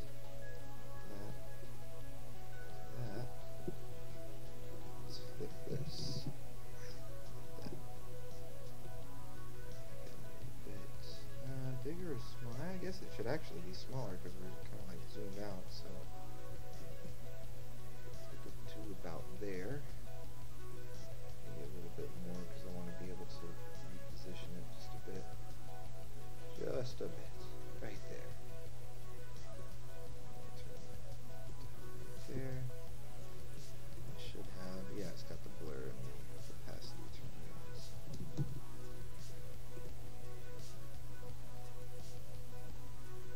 Let's see. Yeah, I heard that they're going to do something with Kamala Khan as a second Ms. Marvel. Yeah, see, that's what I was wondering would happen with the Avengers team after the events of these Infinity War movies, like the, you know, of course, the one that just came out, and then whatever they're going to call Avengers 4. I had a feeling that there would be a completely new roster for the Avengers lineup after that, going forward.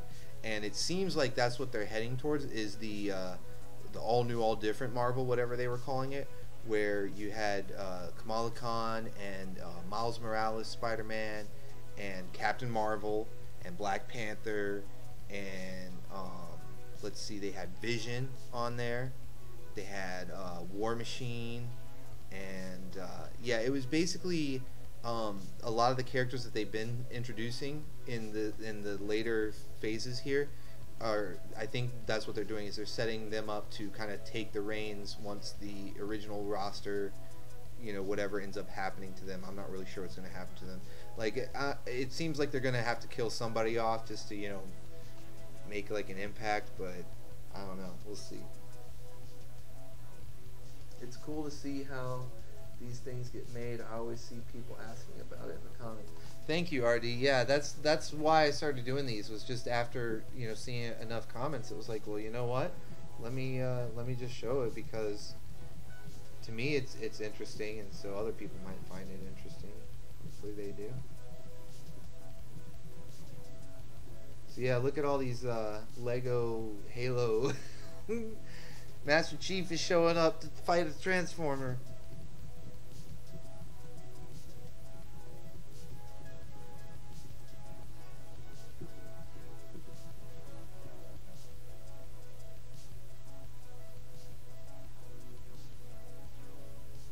Alright, I think this footage is probably, I was about to say, it's probably going to be like intercut between the... It's funny to see the smoke carry over to the army room, like, what's going on in here, guys?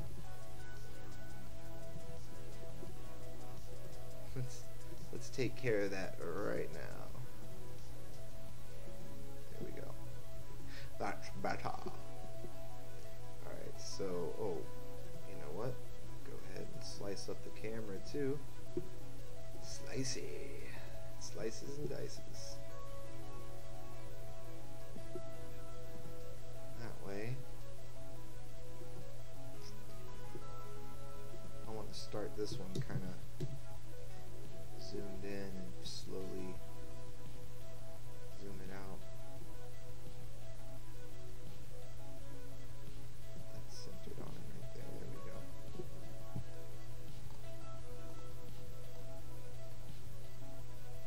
There we go. Then as the... Now wait a minute. Oh, I remember how this scene played out. It zoomed in at the end, not at the beginning. See, I'm trying to remember how it actually happened in the movie. But I don't want to play the movie on the live stream. Alright, so I think it zooms in. It starts out kind of at a wide shot, and then as the vehicles kind of swarm in around the helicopter, it did like a quick zoom, like it was a handheld aerial shot. I'm starting to remember. And I'm gonna have to turn the dust off for a second, just so it doesn't lag me down.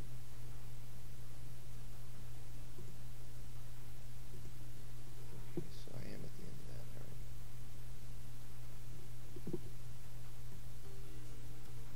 Oh, wrong way, wrong way.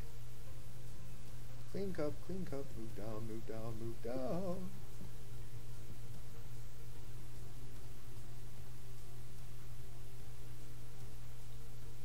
What's up? You got Fortnite?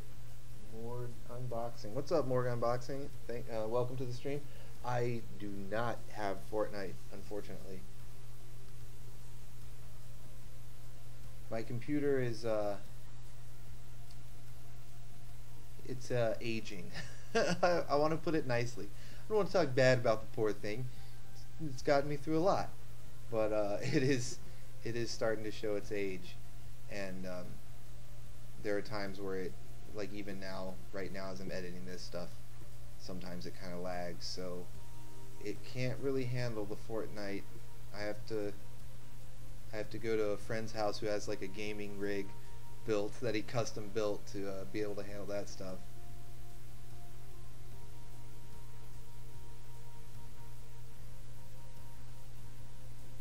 That might be fun to do though, streaming some games. I gotta upgrade this computer eventually, so pretty soon actually. I'm in the process of saving up, so maybe I'll get on some Fortnite and do some game streams. That might be fun.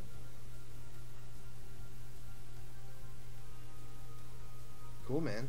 Awesome.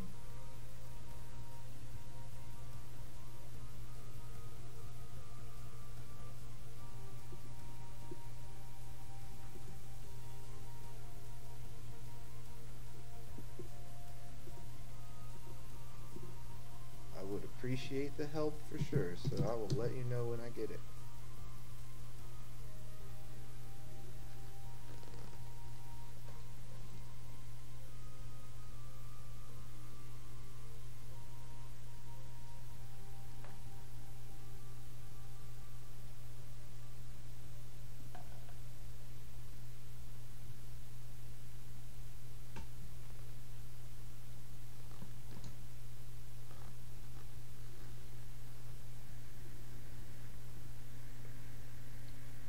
Epic account is Morg579. All right. Well, I'll subscribe to your YouTube channel since it's in the handle there, and that way I'll be able to remember it.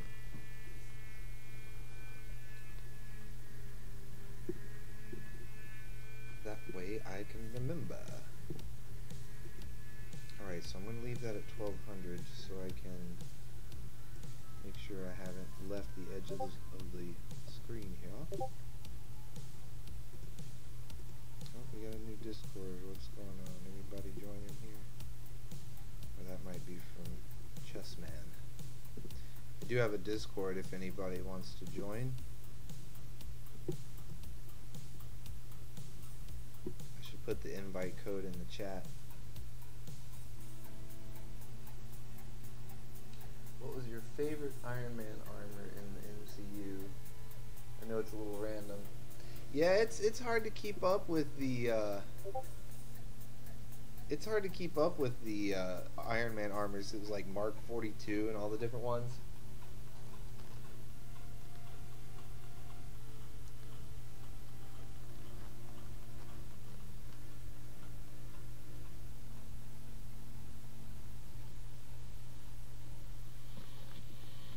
Whichever one he was using, let's see, I think it was in Iron Man 2, because it had like a lot of gold on it. That one looked awesome. But yeah, that's the Discord link right there. Let me see if I can put it in the chat. Oh, you know what? I can't get to it from here, because I'm trying not to exit out of the screen. Oh, why is the voice channel? Maybe that's why I'm lagging. My goodness. Still learning how to do this stuff. I've got like the voice chat apparently is open right now.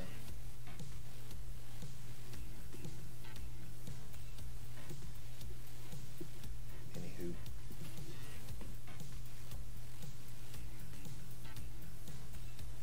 Okay, so.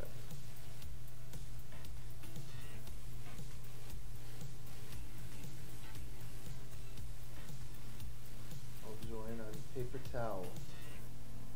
Oh, Mark 7 was your favorite, or Mark 7 was the was that the one in Iron Man 2?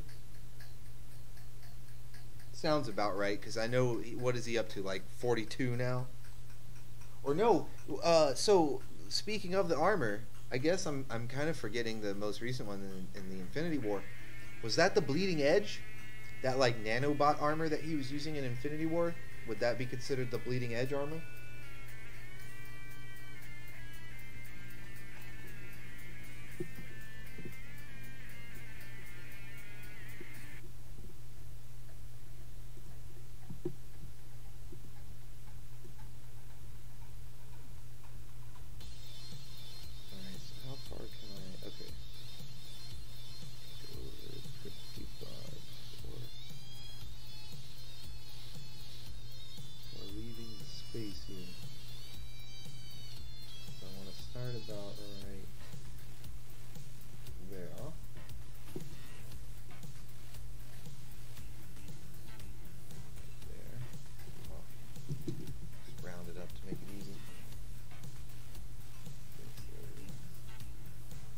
That's awesome.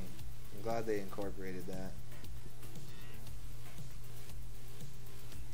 That would be something cool to see if they, you know, how I was talking earlier about they're probably going to, you know, rotate out the roster and bring in some new Avengers, you know, some of the newer characters, the younger characters. It would be interesting if one of the, you know, how I was saying they might have to kill somebody off, kill off maybe Captain America, maybe Iron Man. If they get rid of Iron Man, like I know they got War Machine that could come in there, but it might be cool to see Iron Doom. Like they'd have to bring him out of nowhere, you know, because he's a Fantastic Four character and they haven't had the rights to him for, I guess, did they get him with the?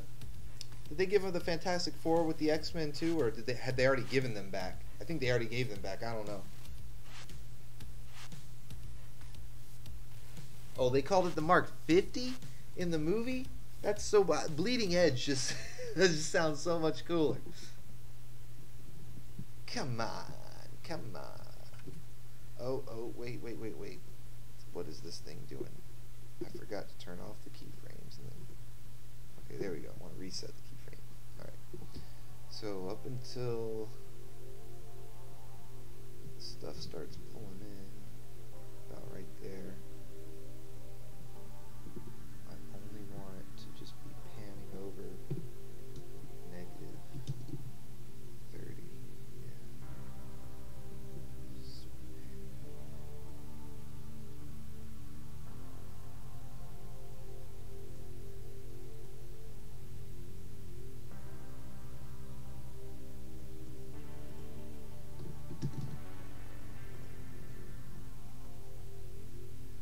But I think they called the mark Ironheart is coming. Calling it right now. The end of everything. Ironheart.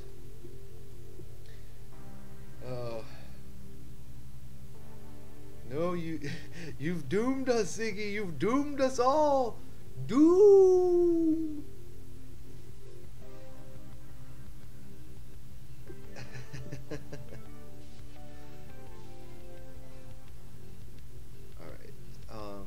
So once it does that, as the vehicles pull up, I want a quick zoom. Man, they all get in there lickety split.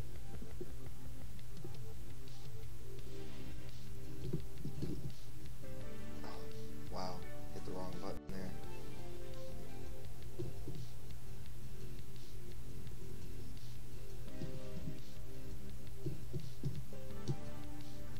There we go. That's more like it.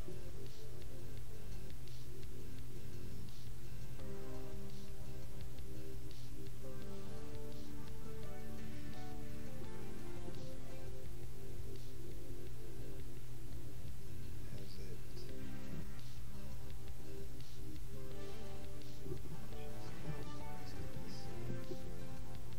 Can hand back over the other way. It's much slow. Whoa. Not as much. Not as much.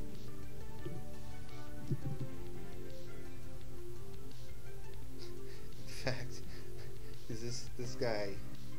He doesn't look too good. I think something's wrong with this guy.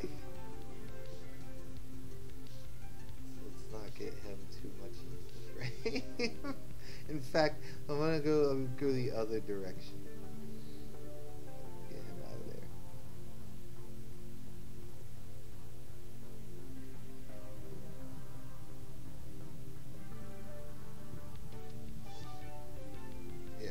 Yeah, that'll work. That'll work. Maybe they could do something like that, but with Pepper and MCU. That would be cool. Bring Rescue back. Was that her armored form? Rescue? Yeah, but make it good. Exactly. Good this time.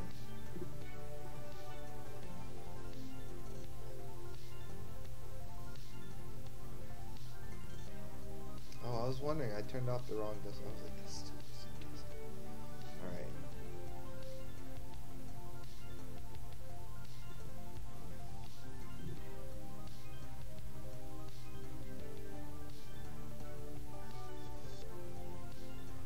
There we go. See, that's what I wanted it to do.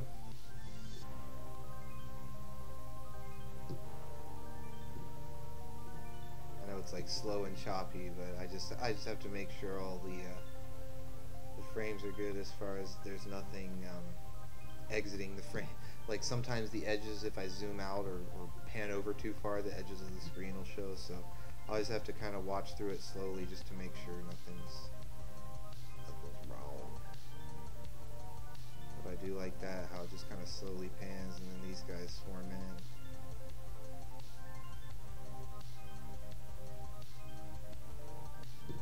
Alright, so when I turn the dust wave back on, picking up dust in front of them, so that's pretty cool.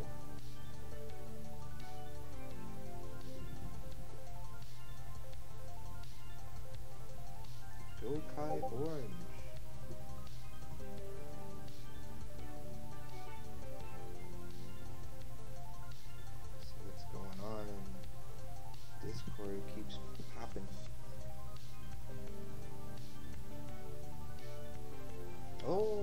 1,000.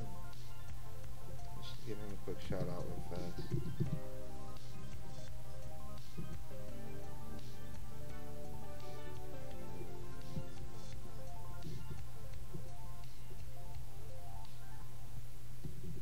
Like, I remember how to type.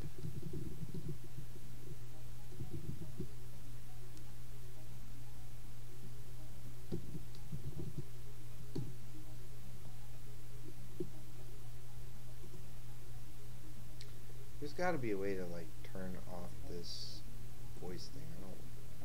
I don't want it on right now.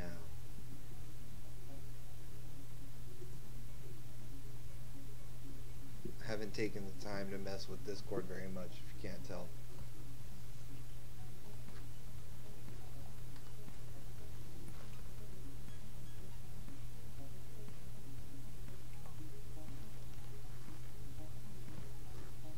In case you didn't know. Now you know. Alright, so now we're on this. What a mess. Look at this tape thing peeling off. We're gonna have to hide that.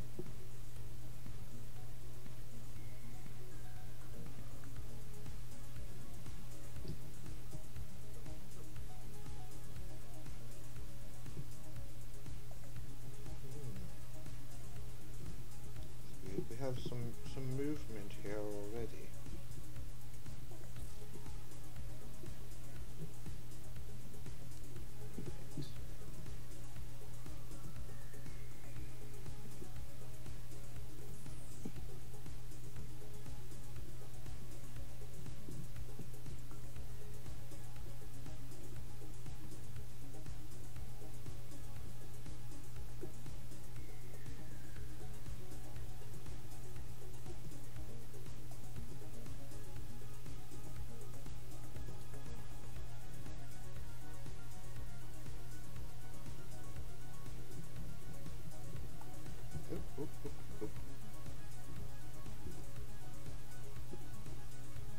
Okay, right there, right there.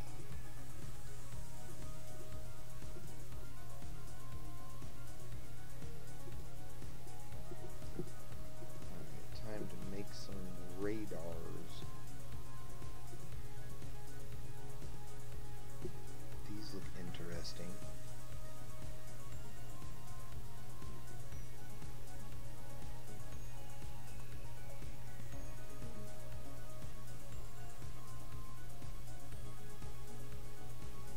Am I losing everybody? It's like everybody's dropping out. Ooh.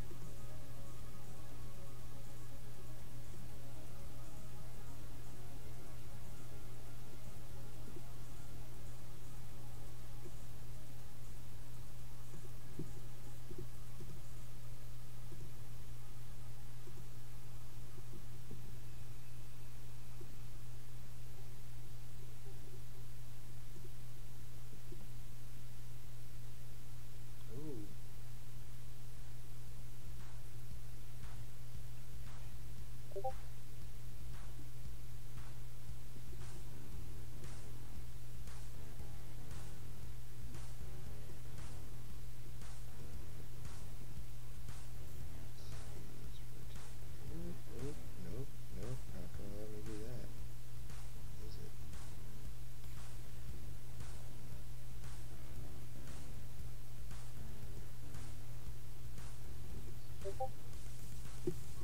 Hey!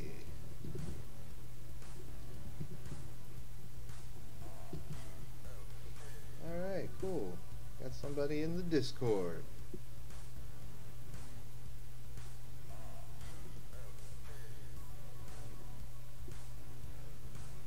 Voice channel, turn it off.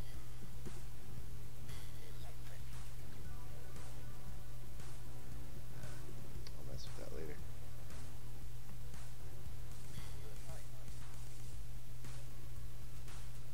Oh, wild. Discord, you crazy.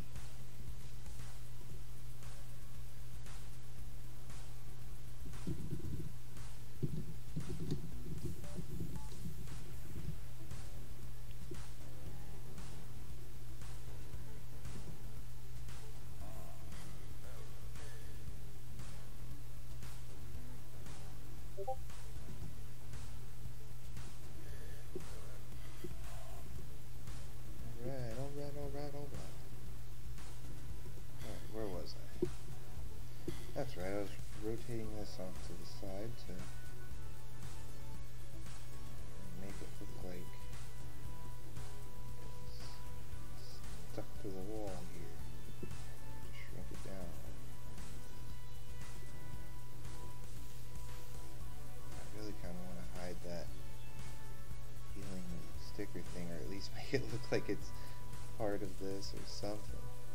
Something. Maybe I can rotate this a little bit more to make that happen.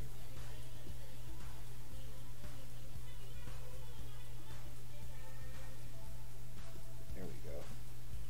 That hides it a little bit. Let me get the other one, the other piece.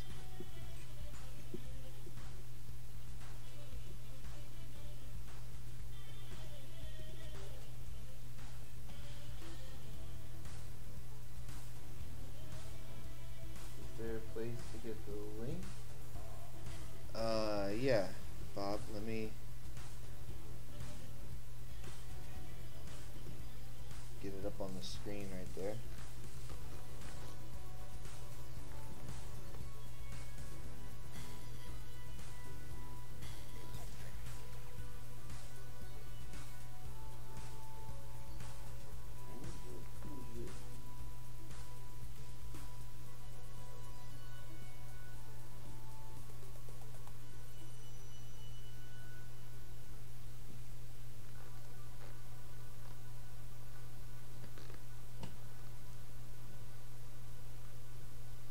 Let me know if you got the link, Bob. I'm gonna go grab a glass of water.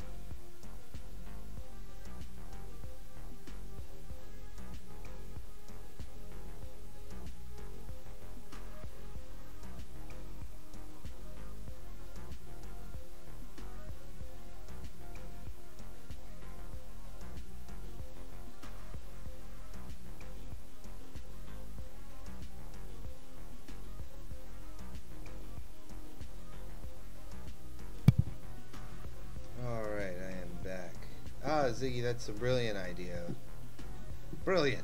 Brilliant notion.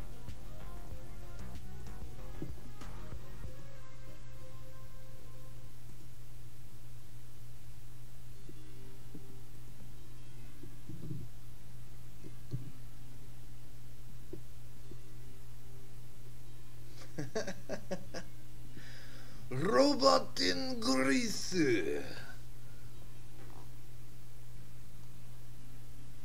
Robot jelly. Oh, I didn't even know this thing was on.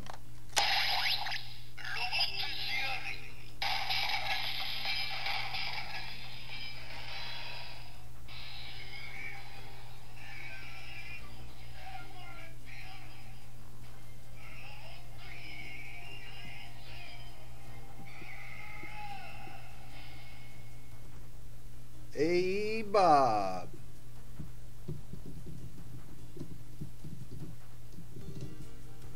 My number one, a guy. Alright. So, I was making these radars in here. Keep forgetting what I was doing.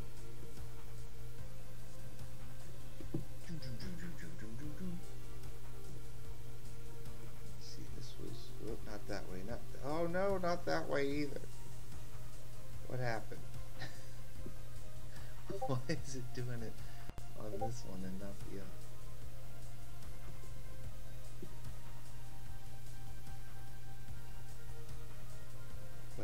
What happened?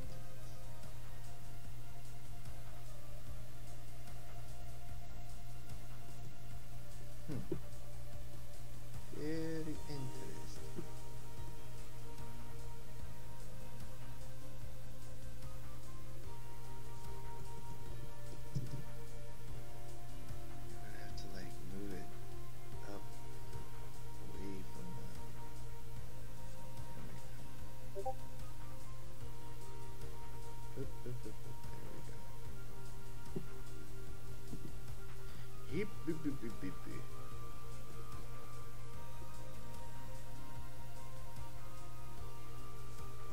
It's still starting to clip. No, not that way. Not that way. That way. Rotated too much. They're like too big.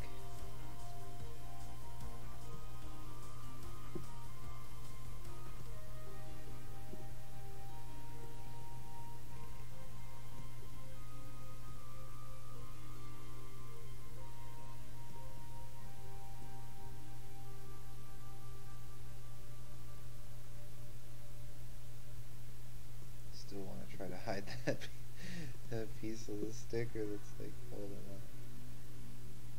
There it go. There it go.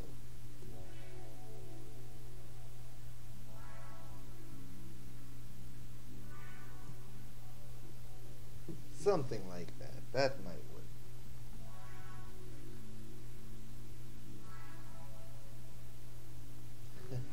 Your nickname is Bob. All right, we got the Discord filling up. Woo! Give that a Ric Flair. Woo!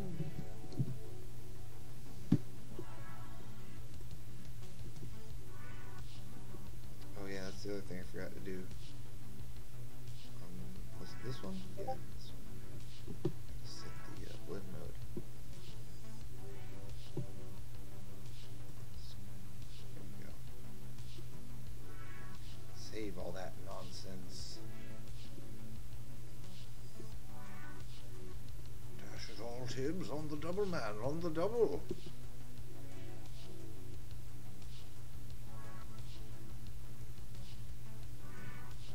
Too close together.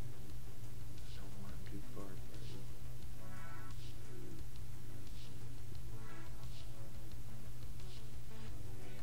It kind of looks okay, but it also kind of doesn't. I don't know why. I don't like that one. I think because it had like a person on it, it looked like a medical readout or something. I didn't like it. No sir, I don't like it.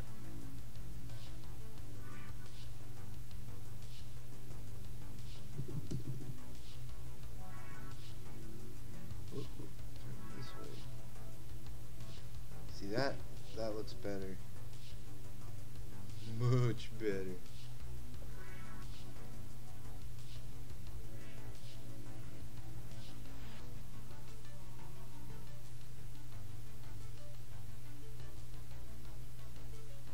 Huh. Spam. You're in spam? Well, that's what I always say. They're trying to cut off the spam. Trying to keep those kids from watching dirty movies.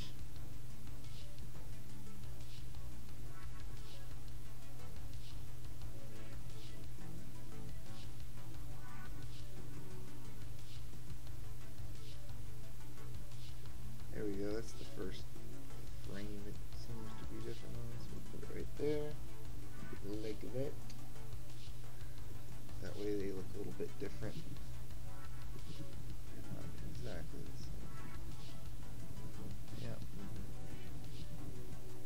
Oh, great. I gotta move them. I gotta move them with the screen. This is why I prefer to do the camera movements on my own. Gladiator Films, what's up, man? What is up? Thank you for joining the stream. I've actually seen you have entered previous Swag Wave contests, and whenever we do like the judging, yours is always one of my favorites, just because it's like really creative. You come up with a lot of all sorts of stuff to use for your like backgrounds and props and everything. So it's wonderful. Sorry, I'm getting distracted here with the Discord. But yeah, man, good stuff. I'm glad to see you in here. I'm glad you enjoy the special effects. I'm trying to mess with the radar here right now. I don't even know if at this point I don't know if it's worth it, because I'm just covering up this little sticker that already has like some radar on it. But just wanted to try to do something here to make it pop a little bit. This one's not too bad. This one almost looks like what the little sticker has on it. Let's see what I can do with this. Let's find out. Will this let... Whoop, whoop, not that way. Will this let me rotate it, or is it... No, it's gonna splash into the background too. Barely even.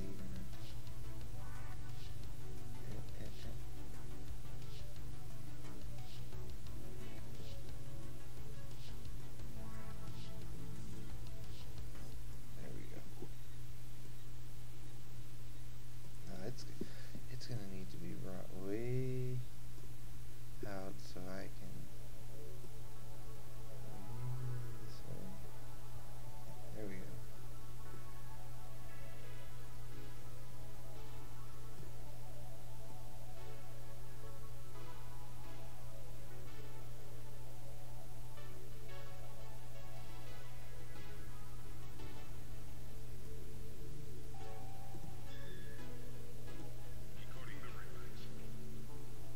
That doesn't look half bad. And I wonder if I put the little radar slices like to this. Well, no. See, if I start to do that, I'm gonna have to move like 3 layers. So I probably want to just keep it with this one here, just so it's not going crazy. But that looks so much better.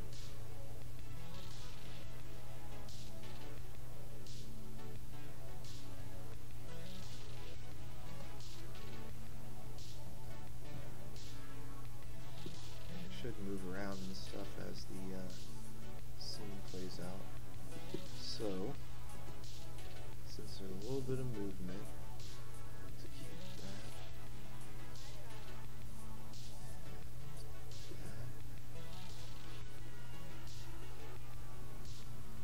Might have to even keep the rotation where it's at. So let's find out.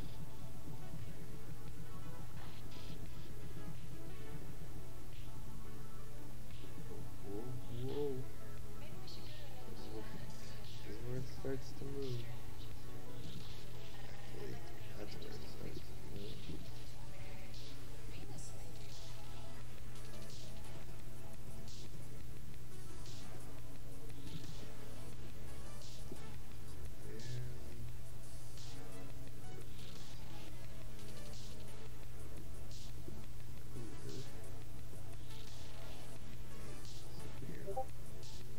Said there. Do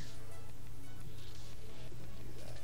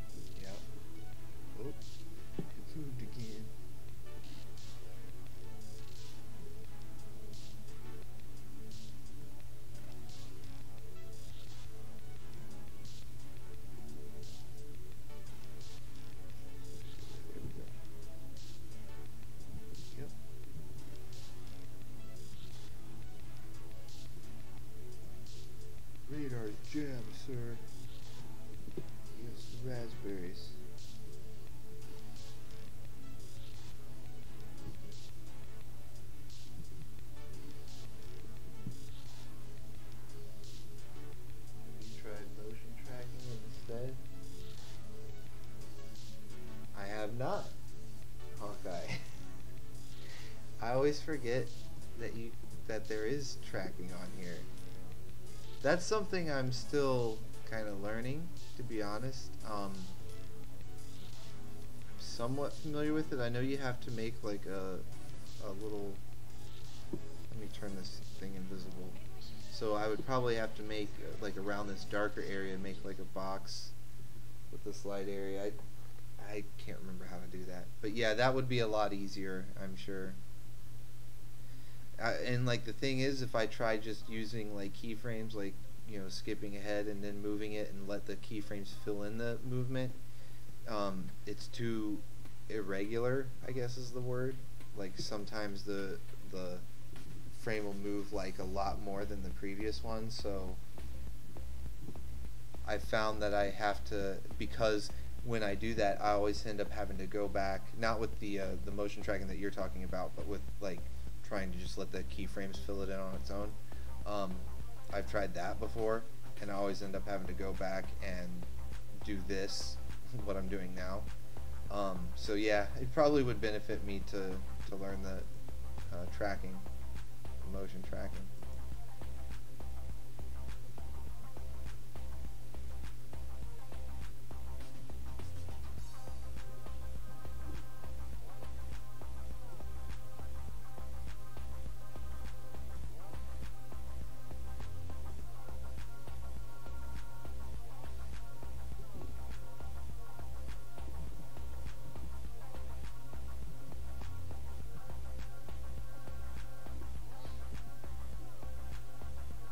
Seems like that should be.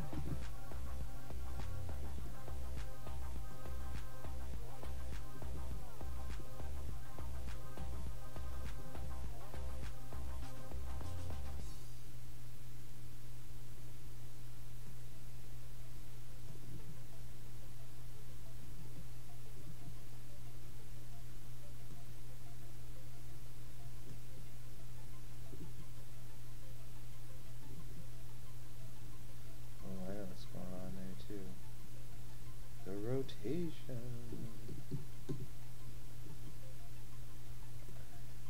Oop, oop, this way, this way.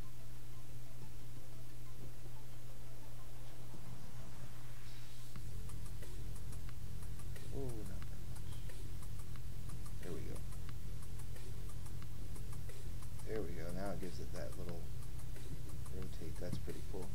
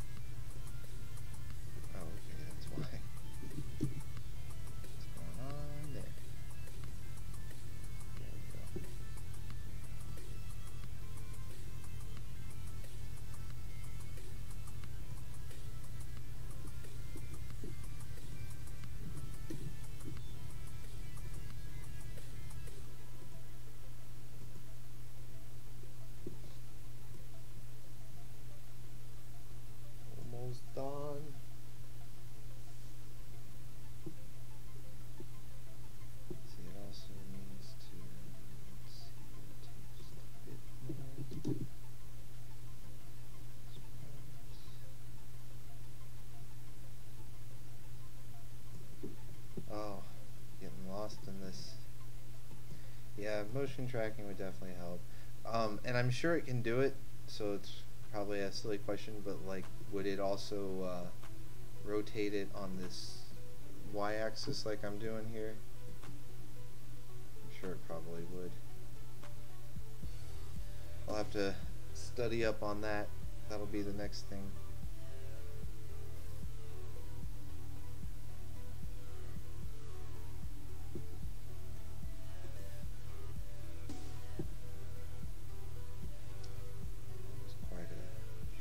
There.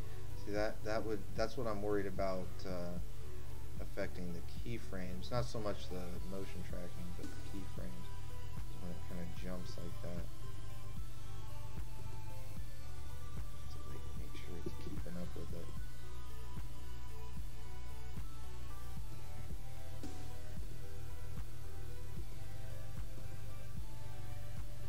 I think it's almost done moving as far as the camera here.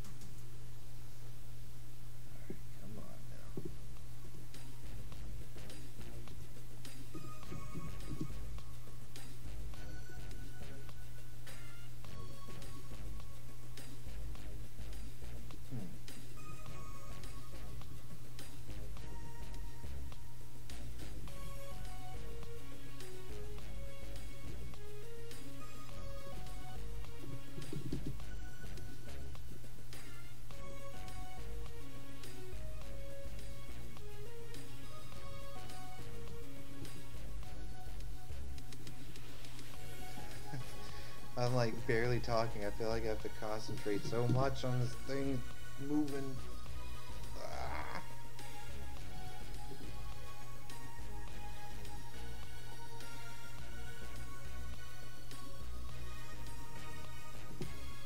Bob, what were my favorite videos to edit? Favorite videos would be, I love doing the Godzilla one. That one was a lot of fun. I also got to like try out some new stuff. That was when I first started learning how to do like masking. I used masking techniques to put some of the smoke and explosions and stuff behind some of the buildings. I used masking to put Godzilla's atomic breath like inside of his mouth, and so it, like the beam actually looked like it was coming out from inside the mouth, so that was cool. The Predator one was a lot of fun because I learned how to do displacement to make the cloaking effect, so when he was walking around invisible, that one was a lot of fun. Both Kamen Rider videos were like, those were like dream come true, because I love I was like wanting to do Kamen Rider so bad because I love it, and so we got to do that. Those were awesome. What else? The Star Wars ones are okay. Like it's fun doing the lightsabers, but I guess it just kind of depends, because like sometimes it can be tedious. But the Dragon Ball ones were pretty fun. It was cool doing some more like cartoony type effects for those, so those were fun. But yeah, it's like, as much as I love doing the Transformers and Marvel ones, because we do so many of them, they almost kind of get like, not, I guess repetitive, but that doesn't feel like the best word, but it's like, because I use a lot of similar effects for the Transformer, like this, like the sparks and stuff that I was doing in that scene earlier.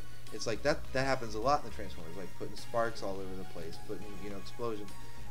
The Marvel ones, it's like a lot of energy beams and gunfire and stuff. So I always have fun when I can do something that has some different effects than what I'm used to doing. So like when I mentioned Predator with the cloaking, and like Kamen Rider had a whole lot of different effects. I used just about everything that I knew how to do for those. So those are where it's most fun for me, when I get to try out a bunch of different stuff.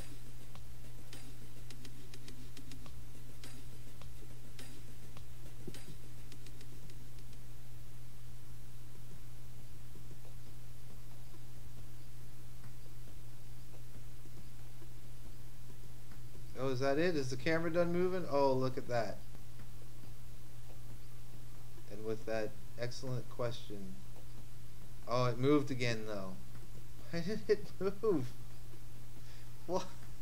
Why? I'm like this guy. He's like, what? Why? That's okay. It only moves once.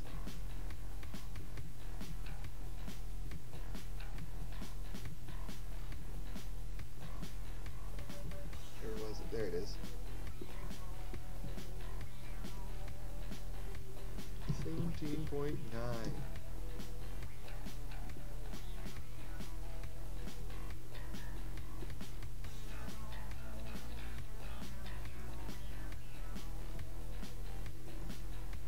There we go. That should be fine for this. Yeah.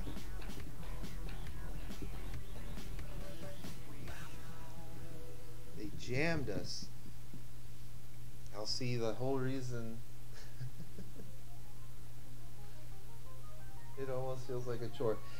Well, okay, so it's kind of like how Hawkeye mentioned earlier, a couple comments ago. Hawkeye mentioned that he asked me, why aren't I doing motion tracking? So of course my answer was, for the most part, I am not familiar enough with motion tracking yet. Like I'm just not, like I watched a tutorial, I tried a little bit of it, and I wasn't that great at it. So until I can get to where it gives me like these types of results without me having to do this tedious process, then I still got to learn. I still got to watch some tutorials and practice it and everything. So in the meantime, yes, it does seem like a chore. I have to go frame by frame, Now this one, that's why like with stuff like this, it's not necessarily the most fun because it's like just this little radar screen that I'm moving around. But you know, like earlier when I was doing stuff like, you know, this guy getting hit, or where's the other stuff over here?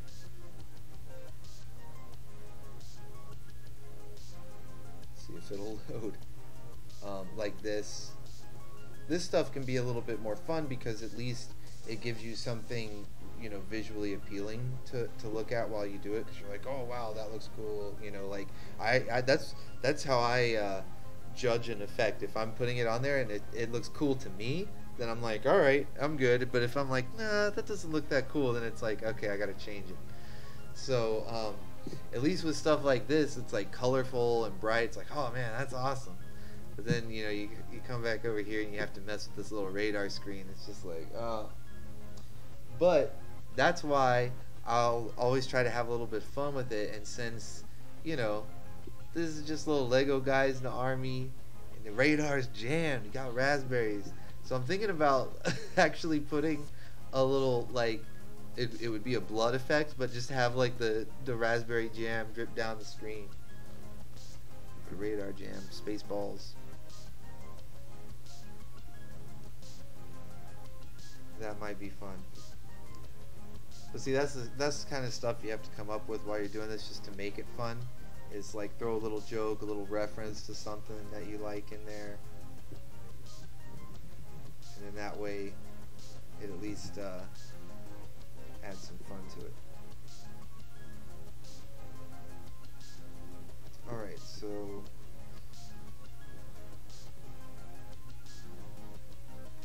it's not even that visible, so I'm going to duplicate it, since the when I duplicate it, it'll actually duplicate all the movements and everything.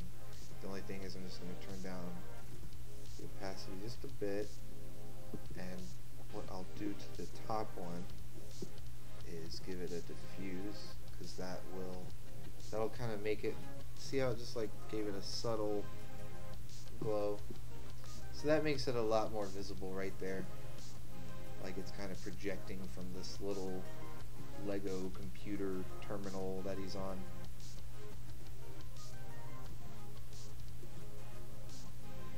Yeah, like especially right there, it becomes a lot more visible.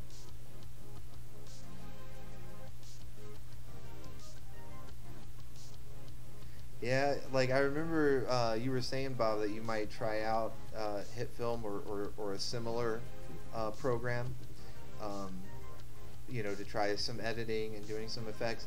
So you'll soon learn that it can be very tedious. But as you can see, as I do this little like slow-mo replay just to make sure, the screen, you know, moves with the background now pretty well. It even does a little, that's one of my favorite parts, is just it adds that extra bit that now we've got this holographic screen that, let me get back to the camera rotating. So as the camera rotates the perspective, I tried to change the perspective of the screen so it kind of goes back in there. There we go. Gives it that perspective. I might have to tweak it a little bit more.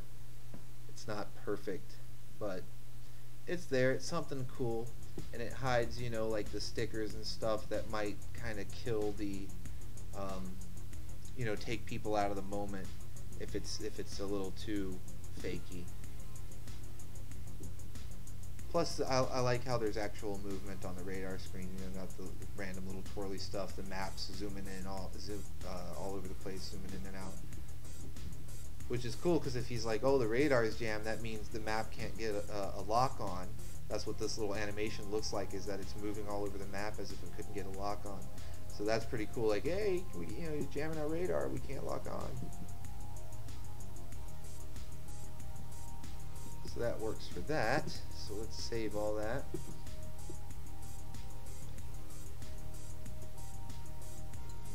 And it'll probably at some point, when Eddie, or Swagwave rather, when he edits it all together, he'll probably cut back and forth to the helicopter landing, you know, back to in here. So let's see if I wanted to duplicate this again.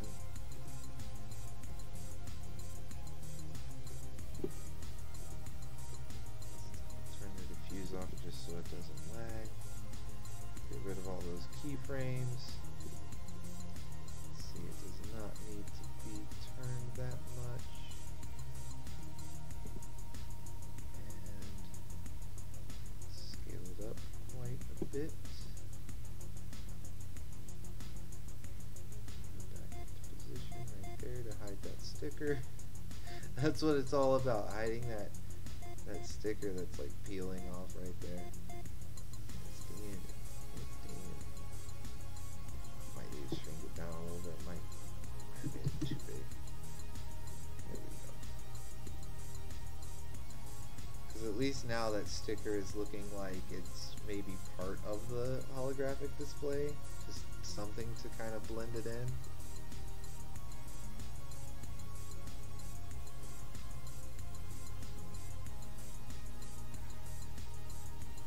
Barely rotate that. That'll do. Put a diffuse back on again. Actually, with this close up, I don't think we need it.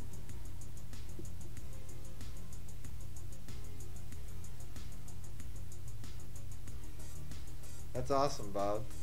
Hopefully the live streams have been helpful for you at least a little bit. I'm sure the tutorials have. Right? That's like your best bet right there is to watch the tutorials. That's how I learned this stuff. But hopefully it's been helpful for you in here as well, just at least for some outside the box thinking. Because that's usually what I do is I'll watch the tutorial, see how they applied the effect, you know, like the way it was meant to. But then I'll take it and use it for something else. So it's always fun to mess around. Special effects.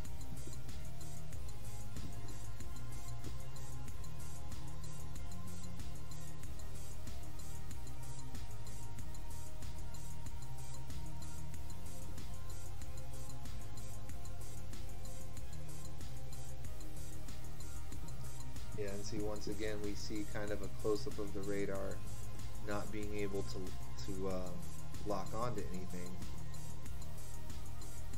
Oh, that's good that it doesn't seem to move during that whole clip, so just leave it there. That's great.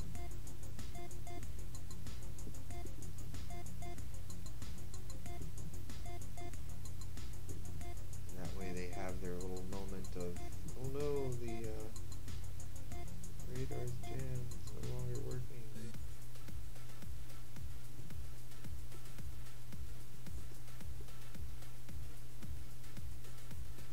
And the power goes out. Now it looks like some lights are flickering.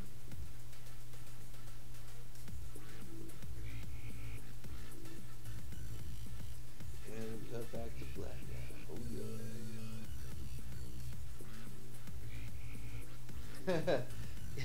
Well, that's good. I'm fine with that. I'm fine with at least being more fun than the tutorials. I'm good. Dun, dun, dun.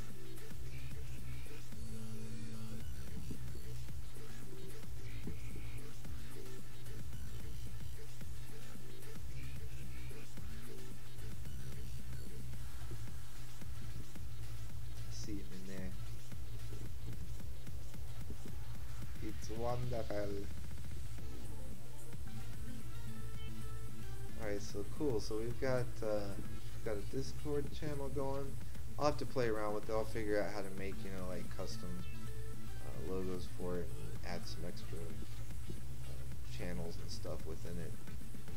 So that way we can compartmentalize the conversations. Like I'll have like a channel for talking about Transformers and one for Marvel and one for Kamen Rider and stuff like that. It'll be great. Oh, but it is getting late here, so I think I might wrap up the stream here. It was interesting trying it out this time. This was kind of, you know, later in the day for, at least for my time zone.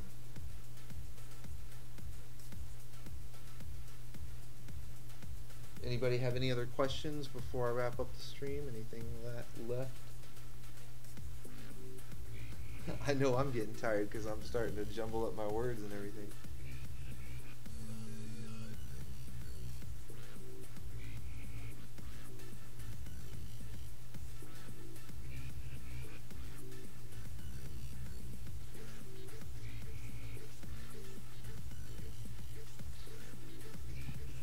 thinking I should do like some gaming streams at some point, something like that.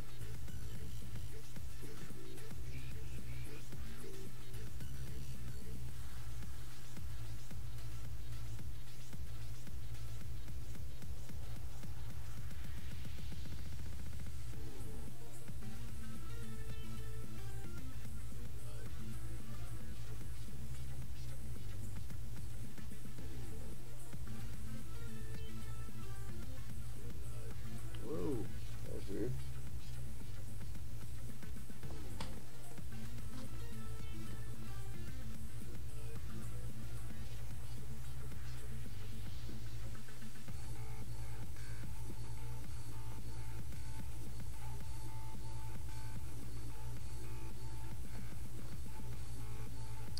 Alright, Bob, thanks for hanging out, man. Yeah, see you next stream. I'll try to do another one tomorrow night. Although not as late. I'll start earlier. Yeah, Ziggy. Yeah, I'm still good for tomorrow, man. That's why I didn't want to stay up too late. I'm like, I think I'll go ahead and wrap it up before it gets too late, so that way I'm not dead tired.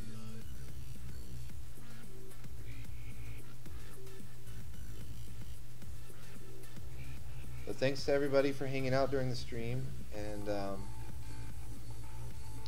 if you have any, like I said, if you have any other questions even after the stream is over, you know, go ahead and post them in the comments, or comment on another one of the videos that I have, and I'll see it and I'll try to get to it as fast as I can. And